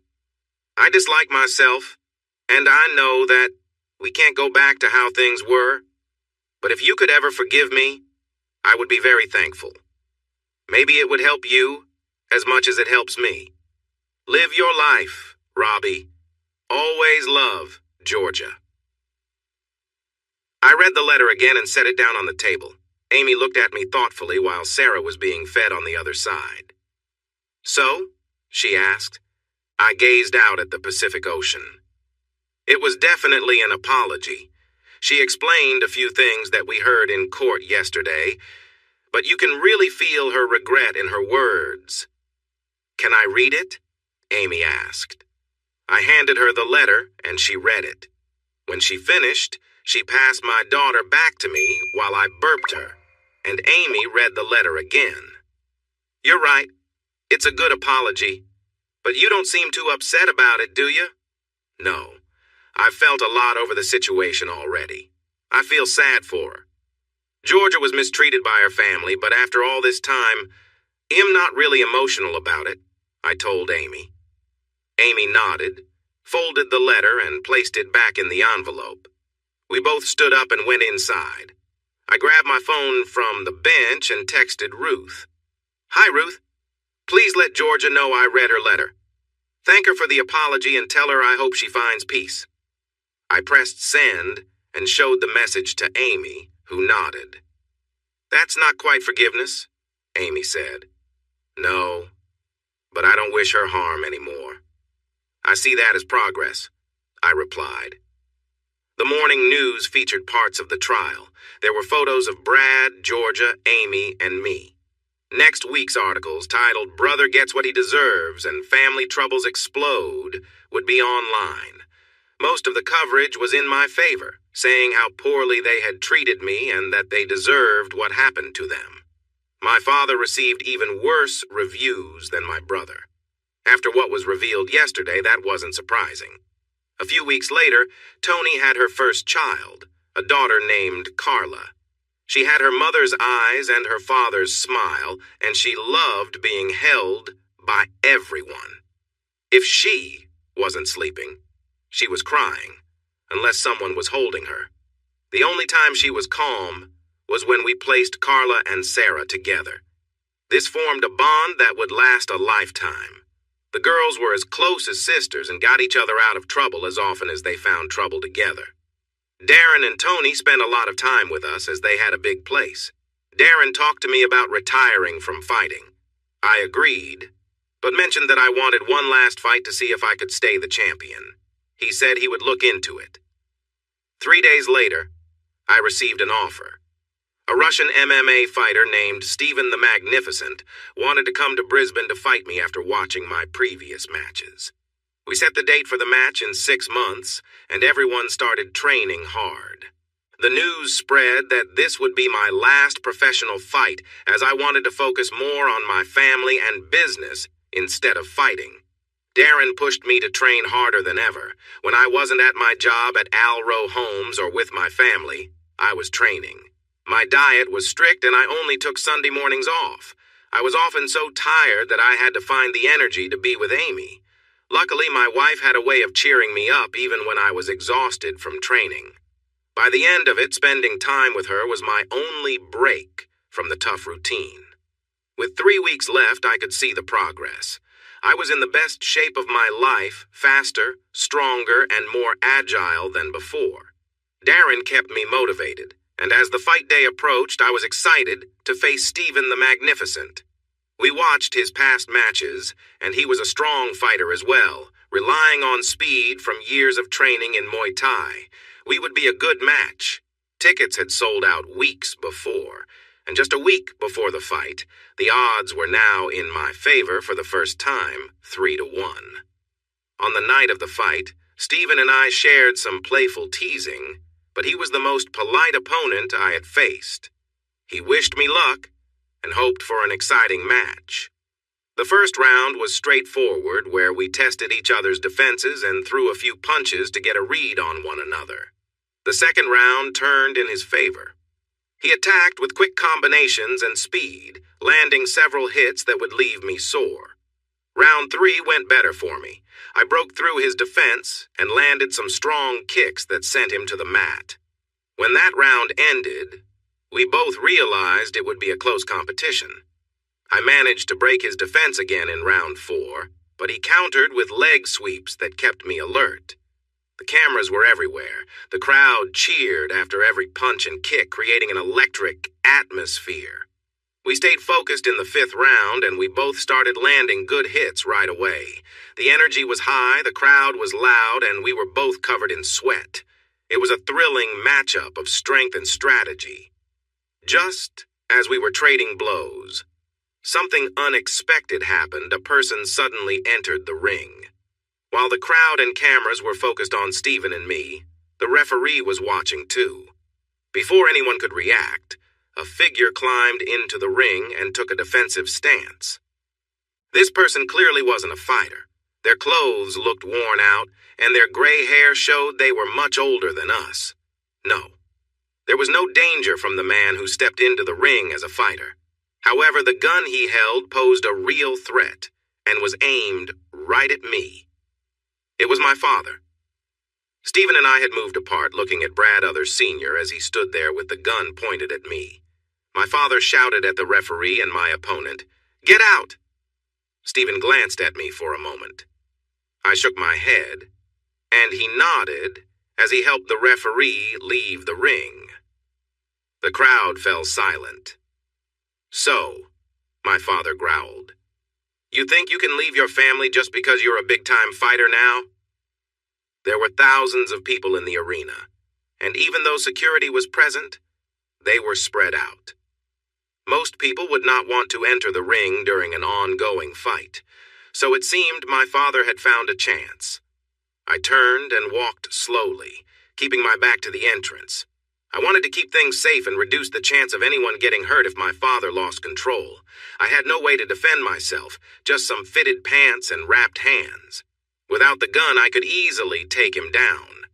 But a gun was something I couldn't protect against. I looked at my father. His angry face made me feel that I might not leave the ring. Still, a sense of calm washed over me. "Dad," I said quietly, letting go of my past anger for a moment. The pain of being rejected by my family faded away.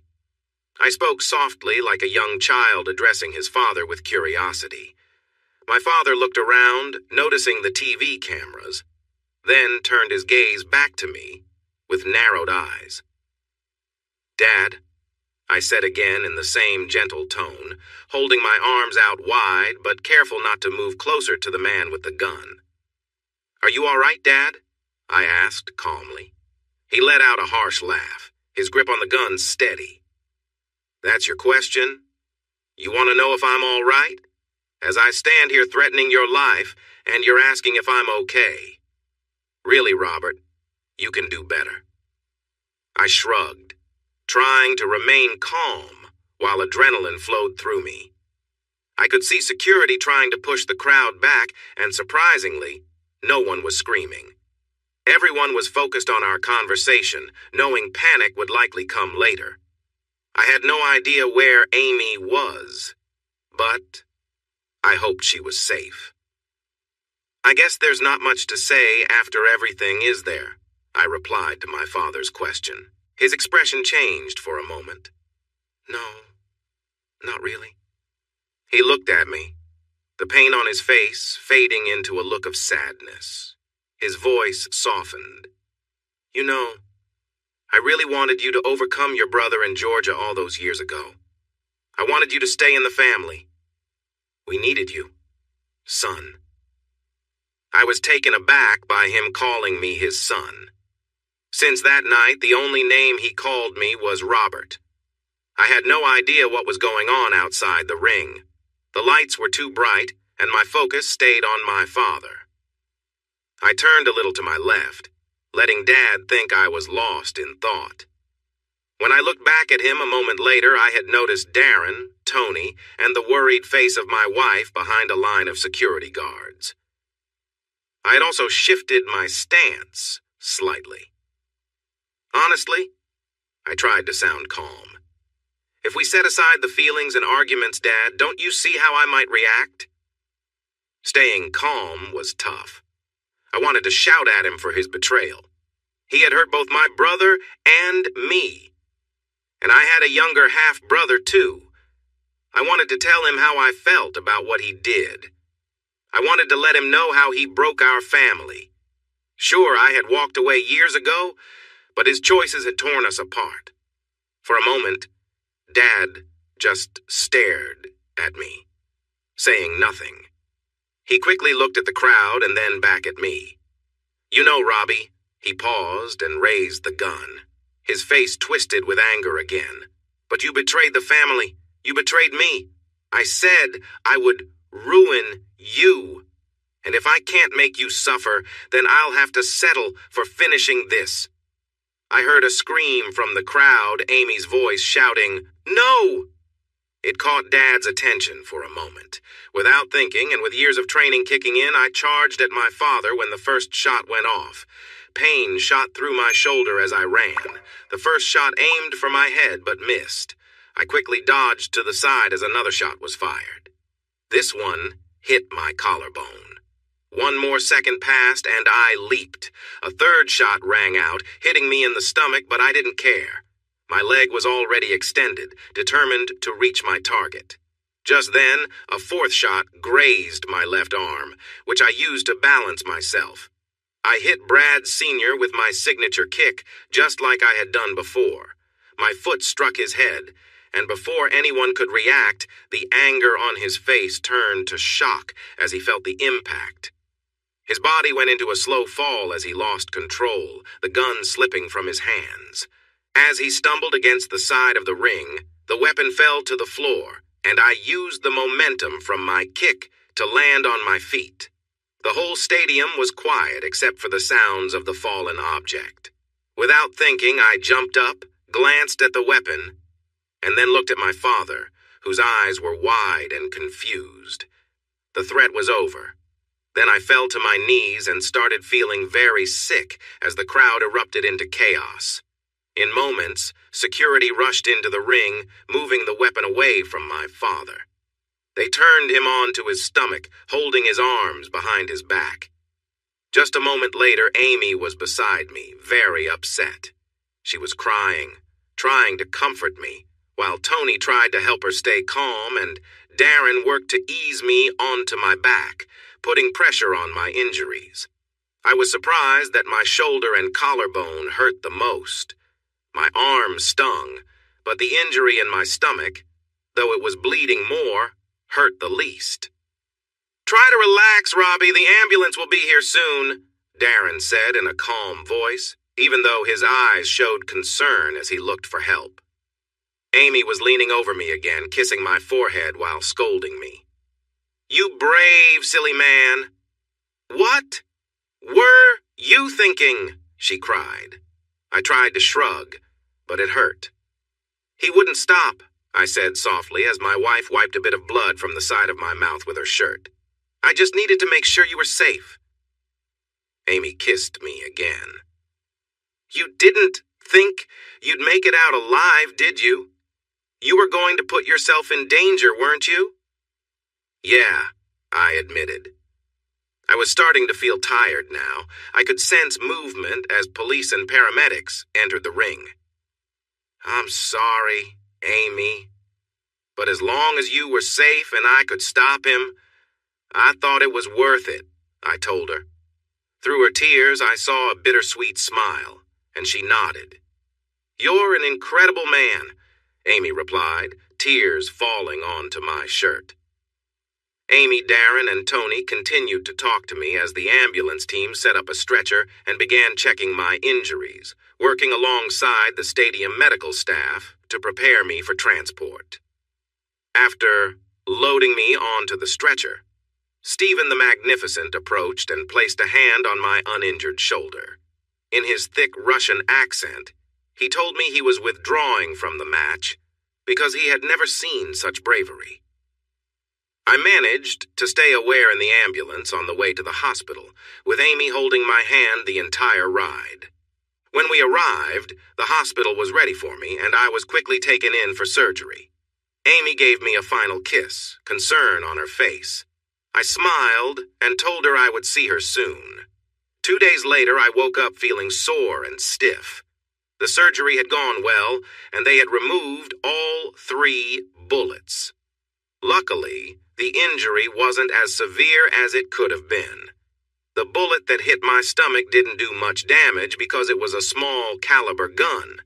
It had been stuck in my intestine, but the doctors fixed it.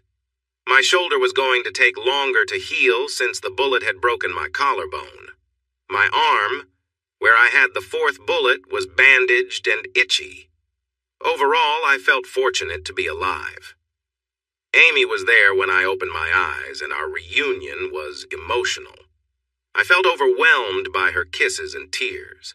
She smiled at me playfully, but when I joked about it, she gently slapped me, which made me wince and upset her again.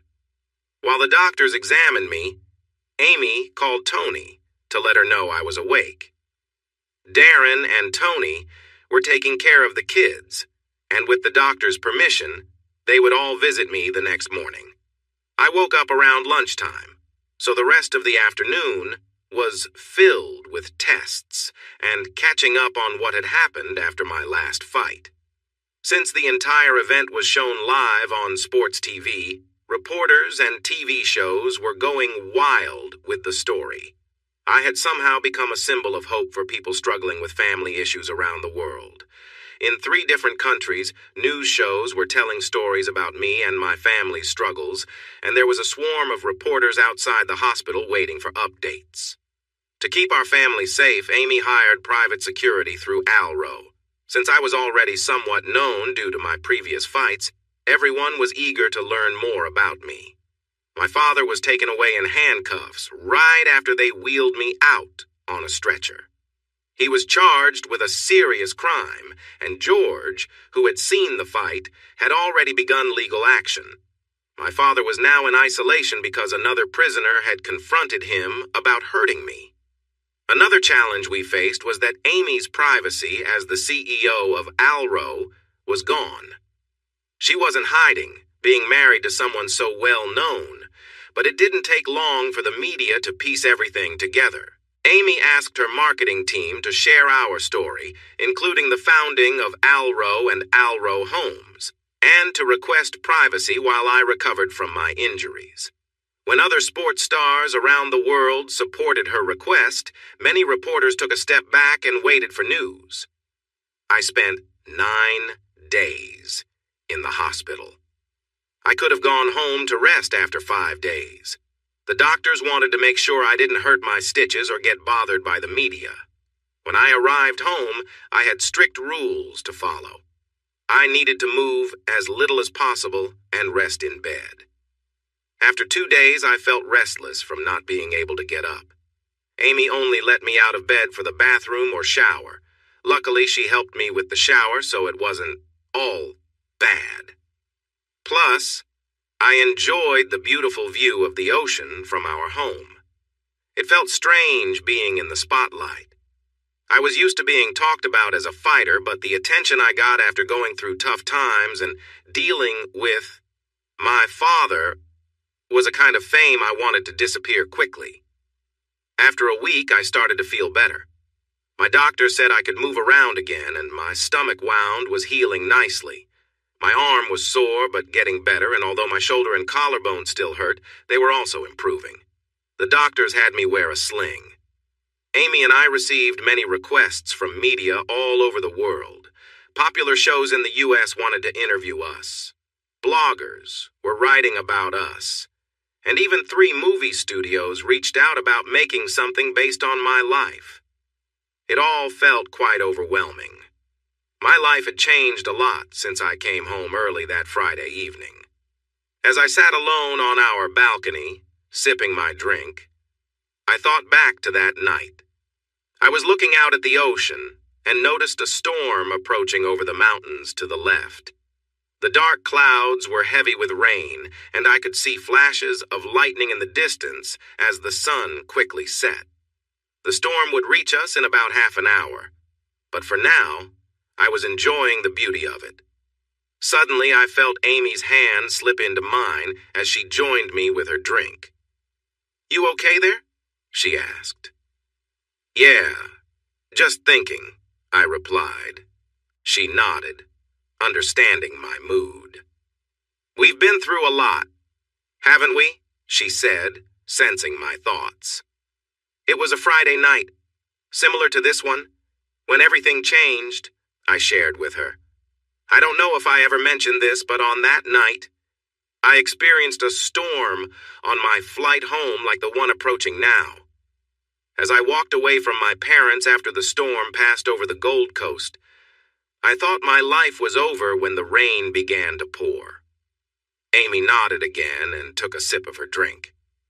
"I mean," I continued, watching the clouds roll in over the mountains.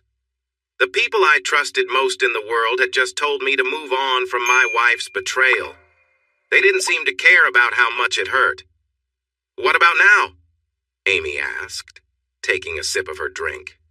I smiled and pointed toward the approaching storm, where lightning flashed and rain began to fall in the distance. "I see things differently now. That night, as the rain fell, it felt like the beginning of something new, like it was washing away the sadness in my life. If I had followed what my family wanted, I wouldn't have the love and happiness I have now. Yes, I lost my parents, siblings, and my first marriage that night. But from that loss, I gained something better. I met you. Amy smiled at me. Since then, I've traveled, we have 2 wonderful kids, and I've even taken on challenges I'd never imagined. There has been pain, I said, rolling my shoulder with a slight wince from an old injury. But Amy, my love, I wouldn't trade any of it if it meant not having you or the kids. We talked about the past for the next hour, watching the storm come closer. As the rain finally broke over the house, William joined us, sitting on Amy's lap, and our friends, Tony and Darren, brought their children out too. We all ended up laughing and soaked from the rain before finally heading inside. After warming up with showers and hot chocolate, we got the kids settled in bed and turned in for the night ourselves. In bed, Amy and I cuddled, listening to the storm and watching the flashes of lightning through our window. The kindness in our relationship made me love this woman who chose to be with a man bringing extra baggage. I love you, Robbie, she whispered as we drifted off to sleep later. The next year was full of change. Amy and I hired a publicist and an agent to help us with the media. We became favorites in the press, needing to step back from our high positions in Alro and Alro Homes. We made good hires and kept our seats on both company boards. Just being associated with us helped both companies succeed. We also had a security team with us now. Almost everywhere we went, people recognized us. For about 6 months after I left the hospital, paparazzi were everywhere, and our pictures often appeared in gossip magazines and online blogs. We quickly learned to be aware of our surroundings. The biggest challenge was that we often received unwanted attention. Sometimes women would approach me with flirtations right in front of Amy. The first few times, Amy got very upset, wanting to lash out at them. But our security team helped, and over time, we learned how to kindly move those people away and thank them while turning down their advances. An incident Amy had in New Zealand years ago taught us this lesson. One day, I was surprised to get a letter from Joanna out of nowhere. I had to admit I felt a bit uneasy about reaching out to my sister. I had said I forgave her, but forgiving what happened and wanting to see her were 2 different matters. In the letter, she shared her regrets and sadness about what happened to our family. She told me she was finding her way in Melbourne and apologized again for her part in everything. She also mentioned that if I ever needed her as a witness at the trial against Dad, she would support me. Speaking of my father, he received a 25-year sentence in a medium security prison. It was even the same prison where Brad Jr. was held. I think you can gather that I have never visited either of them. William and Sarah were growing quickly, and I felt joy as they changed from infants to toddlers while always being with us. Following our publicist's suggestion, we went on a world tour. We appeared on some big talk shows, discussing our story without harshly criticizing my family. We talked about my fighting career and how we both coped after the shooting. We also made a deal with one of the studios to create a mini-series about our lives. It was called The Nuclear Family. When it came out, it became one of the highest-grossing dramas of the year. Everyone found themselves drawn to a man who stood by his values and discovered true love. It helped that we never acted like we were famous, but it was nice to be called friends by some well-known actors and celebrities from around the world. As we traveled, Amy kept working with Alro clients and investments. She focused more on speaking for the company and showing what we stood for. With a strong executive team and good media support, Alro continued to grow. Alro Homes also expanded. Within 2 years of the incident at the fight, we had new branches along the east coast of Australia and opened an office in New Zealand. I held back from rushing into Asia, knowing we could use our popularity to enter that market. Our management team had mentioned it a few times, but Amy and I felt it would be too ambitious. We were doing good work in Australia and making enough money, so we decided to stay local. Darren and Tony remain the best couple Amy and I know. They are our close friends.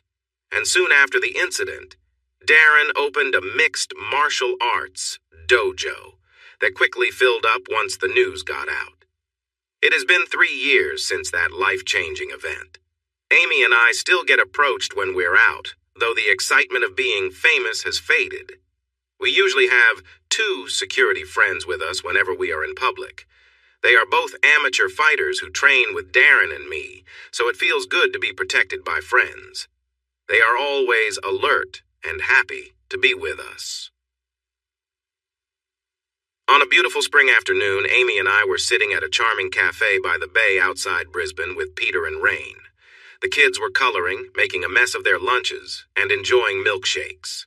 I was enjoying the cafe's Bayside Burger double meat, double cheese, lettuce, tomatoes, grilled onions, mustard, and chili jam. It was an amazing burger. I was also finishing off a delicious chocolate shake. You know, the kind that takes a little effort to sip, but instantly melts in your mouth. Amy was next to me, relaxed and smiling as she finished her shake. I smiled back, but I noticed Peter and Rain looked a bit worried. Amy and I were confused until I felt someone standing behind us. Turning around, I saw 3 people there, a mother with her 2 children. The kids were tugging at their mom's hands, but she stopped and stared at us. It was Georgia. My ex-wife was dressed simply in a modest skirt and blouse. It wasn't worn out, but it did look used. Her naudied, short, dirty blonde hair was cut in a way that many mothers with young kids would choose to avoid tangles. Georgia's children stopped too, noticing their grandparents. Rain didn't see much of Peter and Rain, but she tried to visit fairly often. When the kids spotted her, they let go of Georgia's hands and ran over, crying out, "Grandma!" Rain wrapped them in a hug, while Georgia looked surprised. "I'm sorry, everyone," Georgia said after a moment. "Barry, Sophia, let's move on." I felt a nudge from Amy under the table. Why did it have to be me to handle this? I stood up, and our security team looked our way. I waved them off. "It's all right, Georgia," I said to my ex-wife. "Let the kids spend some time with Rain. What were you up to?" Georgia gave me a look I couldn't read. Then she turned to Amy, who smiled back at her, and Georgia sighed. She raised her arms, showing a paper-wrapped package from the nearby fish and chip shop. "I was taking the kids to the park for some fun and lunch," she said apologetically. "I'm sorry, Robbie. I didn't know you would be here." I smiled back at her. "That's fine. We didn't know you would be here either." I felt another nudge under the table. "Why don't you join us?" Georgia shook her head, and I thought I saw a tear in her eye. "Sorry, Robbie, I can't," she said, glancing at Rain. "Mom, could you take Barry and Sophia to the park when you're done here?" Rain nodded sadly. Georgia turned and left without saying more. "Go after her," Amy whispered, appearing next to me as Georgia hurried across the street. "I think it's time to forgive my sister." I looked at my wife in disbelief. She wanted me to chase after my ex-wife, her sister. Why? I hurried across to the park with one of our security team trailing a bit behind. I found Georgia sitting on a bench near the playground, her back to me, clearly upset with her head in her hands. I sat down next to her and handed her a napkin from the cafe. She took it and wiped her eyes. "Why, Robbie, why?" she asked. I wasn't sure if she meant why we were all there, why things had happened in the past, or just why things were so complicated. I leaned next to her, resting my arms on my knees as I stared out at the ocean. Because your sister is smarter than us, I replied, not addressing any of her questions directly. I heard her make a small sound, and then she blew her nose into the napkin. I'm sorry, she said softly.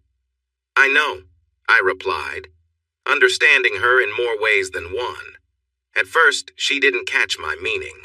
Her shoulders drooped again. I'm sorry, Robbie. I truly apologize for everything, she said.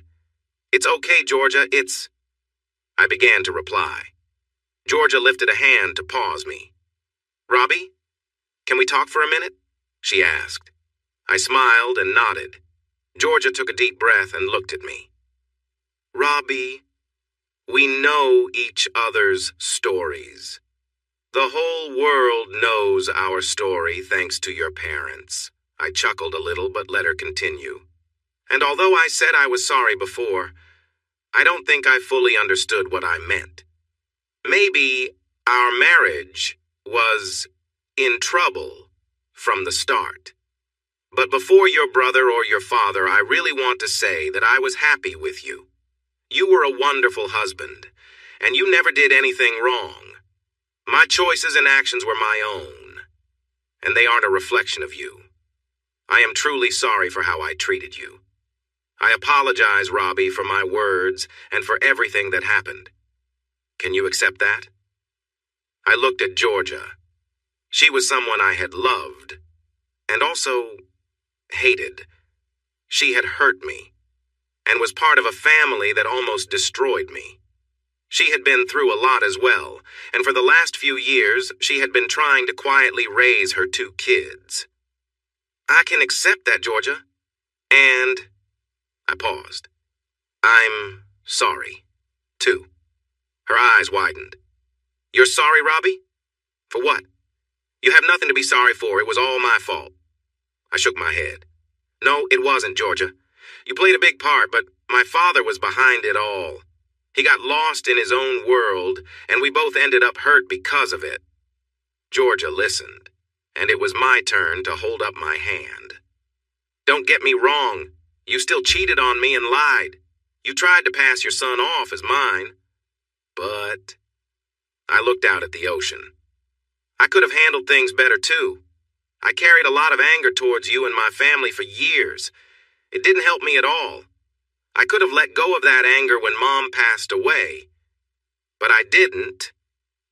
I took a moment, glancing across the street as people walked from the cafe to the crosswalk. Georgia noticed my security. Do they follow you everywhere? She asked, pointing to Harold, the guard who was with me. I laughed. Yeah, there are usually 2 of them whenever I'm out in public. Since the incident, they help keep overly enthusiastic fans away. You and Amy did great on the late-night shows, Georgia said, relieved for the change of topic, while eyeing Harold curiously. And thank you for not speaking badly about me. I appreciated that, she said softly. Before we knew it, our families joined us. Peter and Rain took the kids to play. Rain was thrilled to have 4 of her 5 grandkids with her at the same time.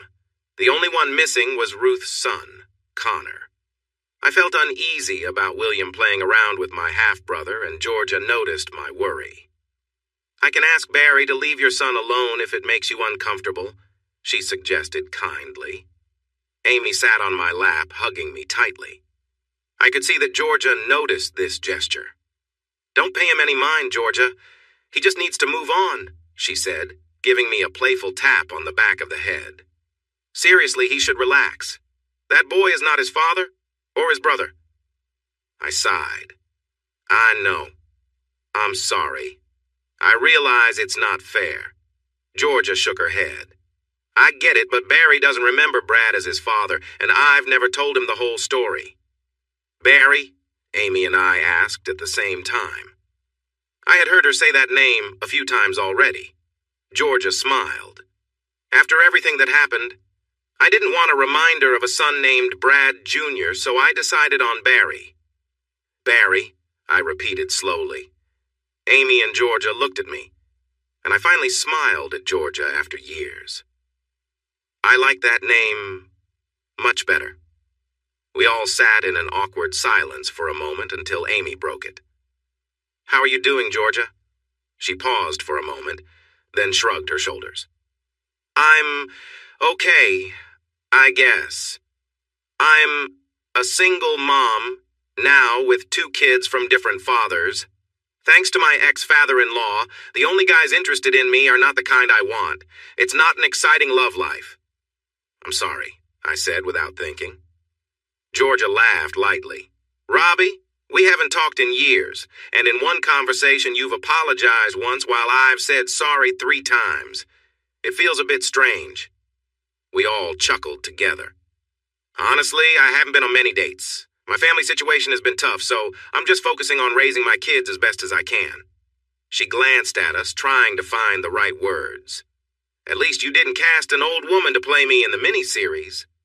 "The actress they chose was rather nice-looking," she added with a smile. Before I could say anything wrong, Amy jumped in. "We didn't have much say in the actors after we agreed on the story, but we tried to make sure even the character who wasn't nice had a good background." I thought Georgia might get upset then, but she just smiled. "I also want to thank you for the money from the series. I never expected it, so it was a nice surprise." She smiled again. During the talks about the mini-series, Amy and Georgia made sure that everyone shown in the series, including my father and brother in prison, received some payment. They had to sign a form, but once they did, they received some money for allowing their names to be used. My dad and brother each got a check for $5,000, while most others, including my sister and Georgia, received a check for $20,000 or more. I used the money to buy school supplies for the kids. It was a good time for it. I still have a little left in a savings account. "It helped," Georgia said, with a sigh. Georgia looked at us with Amy sitting on my lap, holding on to my neck. "Amy," Georgia began. "It's okay, sis," Amy replied, sensing a serious conversation ahead. "No, I need to say this," Georgia insisted. "Amy, I have not been a good sister. I hurt you by being with your husband, and you had to deal with the fallout. You didn't know it, but I made fun of you for thinking you were settling for my leftovers." Tears began to flow down Georgia's cheeks. "And behind your back, I treated you poorly. Even when you were upset with me for what I did to Robbie, I felt worse about myself. But now I have to say I'm proud of you, Amy. We didn't understand that you were already successful then. We didn't know about Alro. I am proud of you for picking up the pieces of what I lost. Robbie was the best of us. He helped me grow, and since he left, we haven't been our best selves." Both Amy and I felt tears in our eyes, but Georgia continued.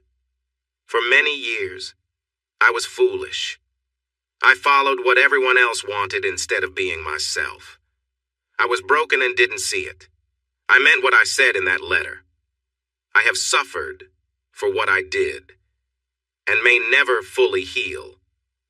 But I need to live for my children, no matter how they came to be. They shouldn't have to pay for my mistakes. They are innocent. I am so sorry to both of you.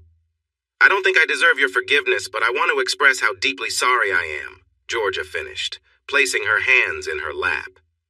She looked smaller and more fragile than I had ever seen her. I noticed Amy take a breath to respond as Georgia grew quiet, but I gently squeezed her thigh to pause her. It was my turn now. "Georgia," I said softly. She met my gaze. "This is the hardest thing I've ever had to say. I've only opened my heart to 2 women in my life, and you are both here with me today. You are right. Amy saved me from a life that would have been very difficult. My family treated me badly, but you hurt me deeply because I loved you so much. If it hadn't been for Amy, I don't know how I would have made it through." Georgia nodded, understanding what I was saying. Amy held my arm tightly. She had been there with me through it all. Georgia. Amy lifted me up and helped me heal. She helped me discover who I am and loved me completely. We have faced challenges together that never made it into our shared story where she could have let me down as you did. But she never betrayed me as you did. I took a moment to gather my thoughts. With tears in her eyes, Georgia looked at Amy, who nodded with a serious expression. I knew Amy was thinking about the past events involving Kurt and others that had happened in New Zealand. But thanks to Amy, the pain you caused me has healed. Ever since your letter, my anger towards you has faded a lot. I don't love you, Georgia, but I don't hate you anymore. I paused. These words were difficult to share, and both women were watching me closely. What I'm trying to say is, Georgia, I forgive you. Once I said it, all three of us were silent. Then, Georgia suddenly broke down, crying and sobbing, releasing her emotions. Little Barry must have noticed and came running over to ask if she was okay. William followed closely behind. It's all right, sweetie, Georgia managed to say after a few minutes. Uncle Robbie just did something for me that made me very happy. What did you do, Mom? The boy asked. She looked at Barry for a moment, my brother, a child I never expected to meet, and replied simply, he forgave me. We spent the next half hour talking, trying to explain to the boys why it's important to forgive someone who hurts you. Georgia spoke up when Barry asked why I needed to forgive his mom. Many years ago, Georgia said quietly but firmly, before you were born, I wasn't very kind to your uncle. I did some awful things, and neither your uncle nor your aunt liked me very much. Because they forgave me, I can love you more now. What did you do? My son William asked Georgia. We all hesitated until Barry spoke up. He was supposed to be my dad, my young nephew said. But his family was unkind to him and pushed him away. We all turned to look at the boy. He glanced at his mother and shrugged, looking rather mature for his age. I don't remember my dad very well, he continued, thinking of Brad J.N.R. as his father. But I remember some arguments with him. He wasn't nice to us, and he blamed you for things I shouldn't talk about because I'm a kid. He smiled a little at that last part. I chuckled softly. After that, the serious mood lightened a bit, and I suggested we all go get ice cream across the road. You might be thinking that I welcomed Georgia back into our lives since I had forgiven her and she was Amy's older sister. You're partially correct. While I forgave Georgia for what she did years ago, I wasn't ready to have her in our lives. First, my wife was quite jealous and wouldn't accept her sister, especially since Georgia still had feelings for me. Amy knew I would never have romantic feelings for Georgia again. But she didn't want to take any chances. Even after forgiving Georgia, I still didn't like her. I could be polite to her at family gatherings, but Georgia had hurt me too deeply to feel friendly toward her. In the end, Georgia never remarried. Once her kids became teenagers, she began dating again. I met the man she eventually settled with a few times. He didn't seem too bad, even though he was aware of our family's past. Georgia and he formed a relationship, though she never planned to marry him. My brother was released from prison about a year after I decided to forgive Georgia. He didn't reach out to me and I didn't contact him. He tried a couple of times to reconnect with Georgia, but was turned down. When he became pushy, she got a restraining order, which was quickly approved. Brad Jr. found work selling used cars. However, within 2 years, he was back in prison for fraud. He was buying cars for the dealership but selling them for cash without the dealer's knowledge. When he got out again, he struggled to find work and, last I heard, he was living on government benefits in a small apartment. He also faced some trouble when people learned about his past. It was unfortunate for him. As for my father, he never got out of prison. Life inside was tough for him. Many inmates were obsessed with sports, and one inmate named Robbie was quite popular. The guards often had to keep him in isolation. Even then, he frequently visited the prison infirmary. In the end, it was not another inmate who harmed him, but himself. About 5 years into his sentence, after many failed appeals, he was found in his cell. He had managed to hang himself from the light fixture. At his feet was a single piece of paper with 3 words written on it. "I am not sorry, Robert." There was no funeral. Honestly, no one cared. Although his story was mentioned in the news because of his connection to me, nobody mourned him. Our kids were in elementary school when I heard from Joanna again. She reached out and asked if I would walk her down the aisle. Joanna had met a man in Melbourne who was divorced due to issues in his past, and somehow she had convinced him to marry her. I thought about it for a few days, but after some encouragement from Amy, I agreed. It turned out Joanna's fiancé, Jordan, was just an ordinary guy working as an administrator for a State Department in Victoria. Joanna met him at work, and they had fallen in love. A couple of days before the wedding, as they shared their story, Joanna admitted it was uncertain for a while when Jordan found out who she was and that she wasn't seen in a positive light because of a miniseries about her life. Jordan even said he broke up with her briefly after she told him more about her past that wasn't included in the show. Joanna had been determined to win him over, and despite her tough past, she made him fall in love with her. It also helped my sister that they were in a bit of a hurry to get married. Joanna was 4 months pregnant. Like with Georgia, I knew I would never be very close to Joanna, but her betrayal didn't hurt as much this time. She was the only family member I had real contact with, so Amy and I kept in touch with her over the years. I was surprised they made it, but Jordan and Joanna now have 3 kids. They may appear a bit ordinary as a couple, but they're very much in love.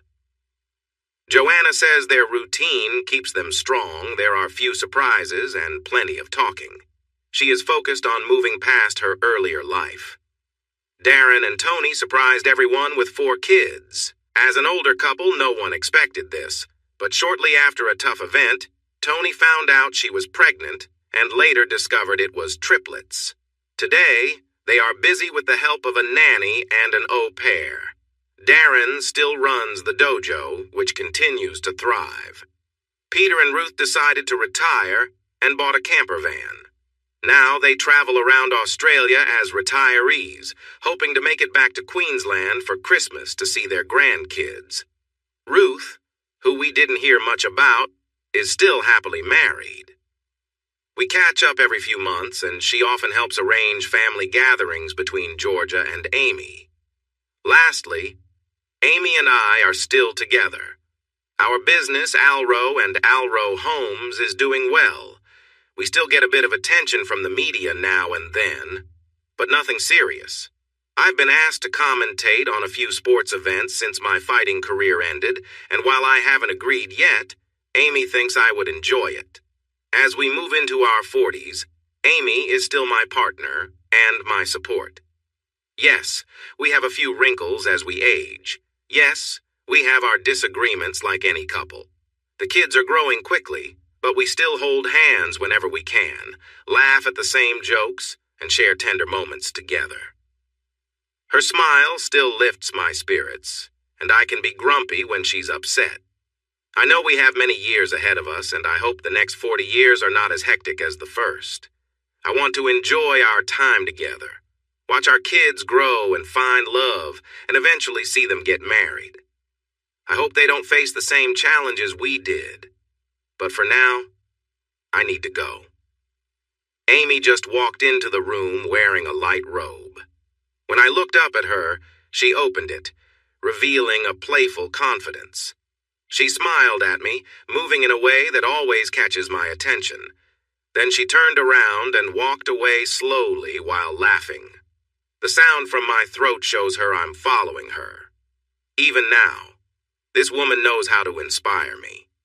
So good luck to you all. See your challenges as chances, and hold on to your love as if your life depends on it, because I know that if I didn't hold on to Amy with all my strength, this story would have ended very differently. Hey everyone! Thanks for watching. Don't forget to subscribe and turn on notifications so you won't miss any of the exciting stories we have coming up. What do you think about the characters in this story? Let us know in the comments. We'd love to hear from you.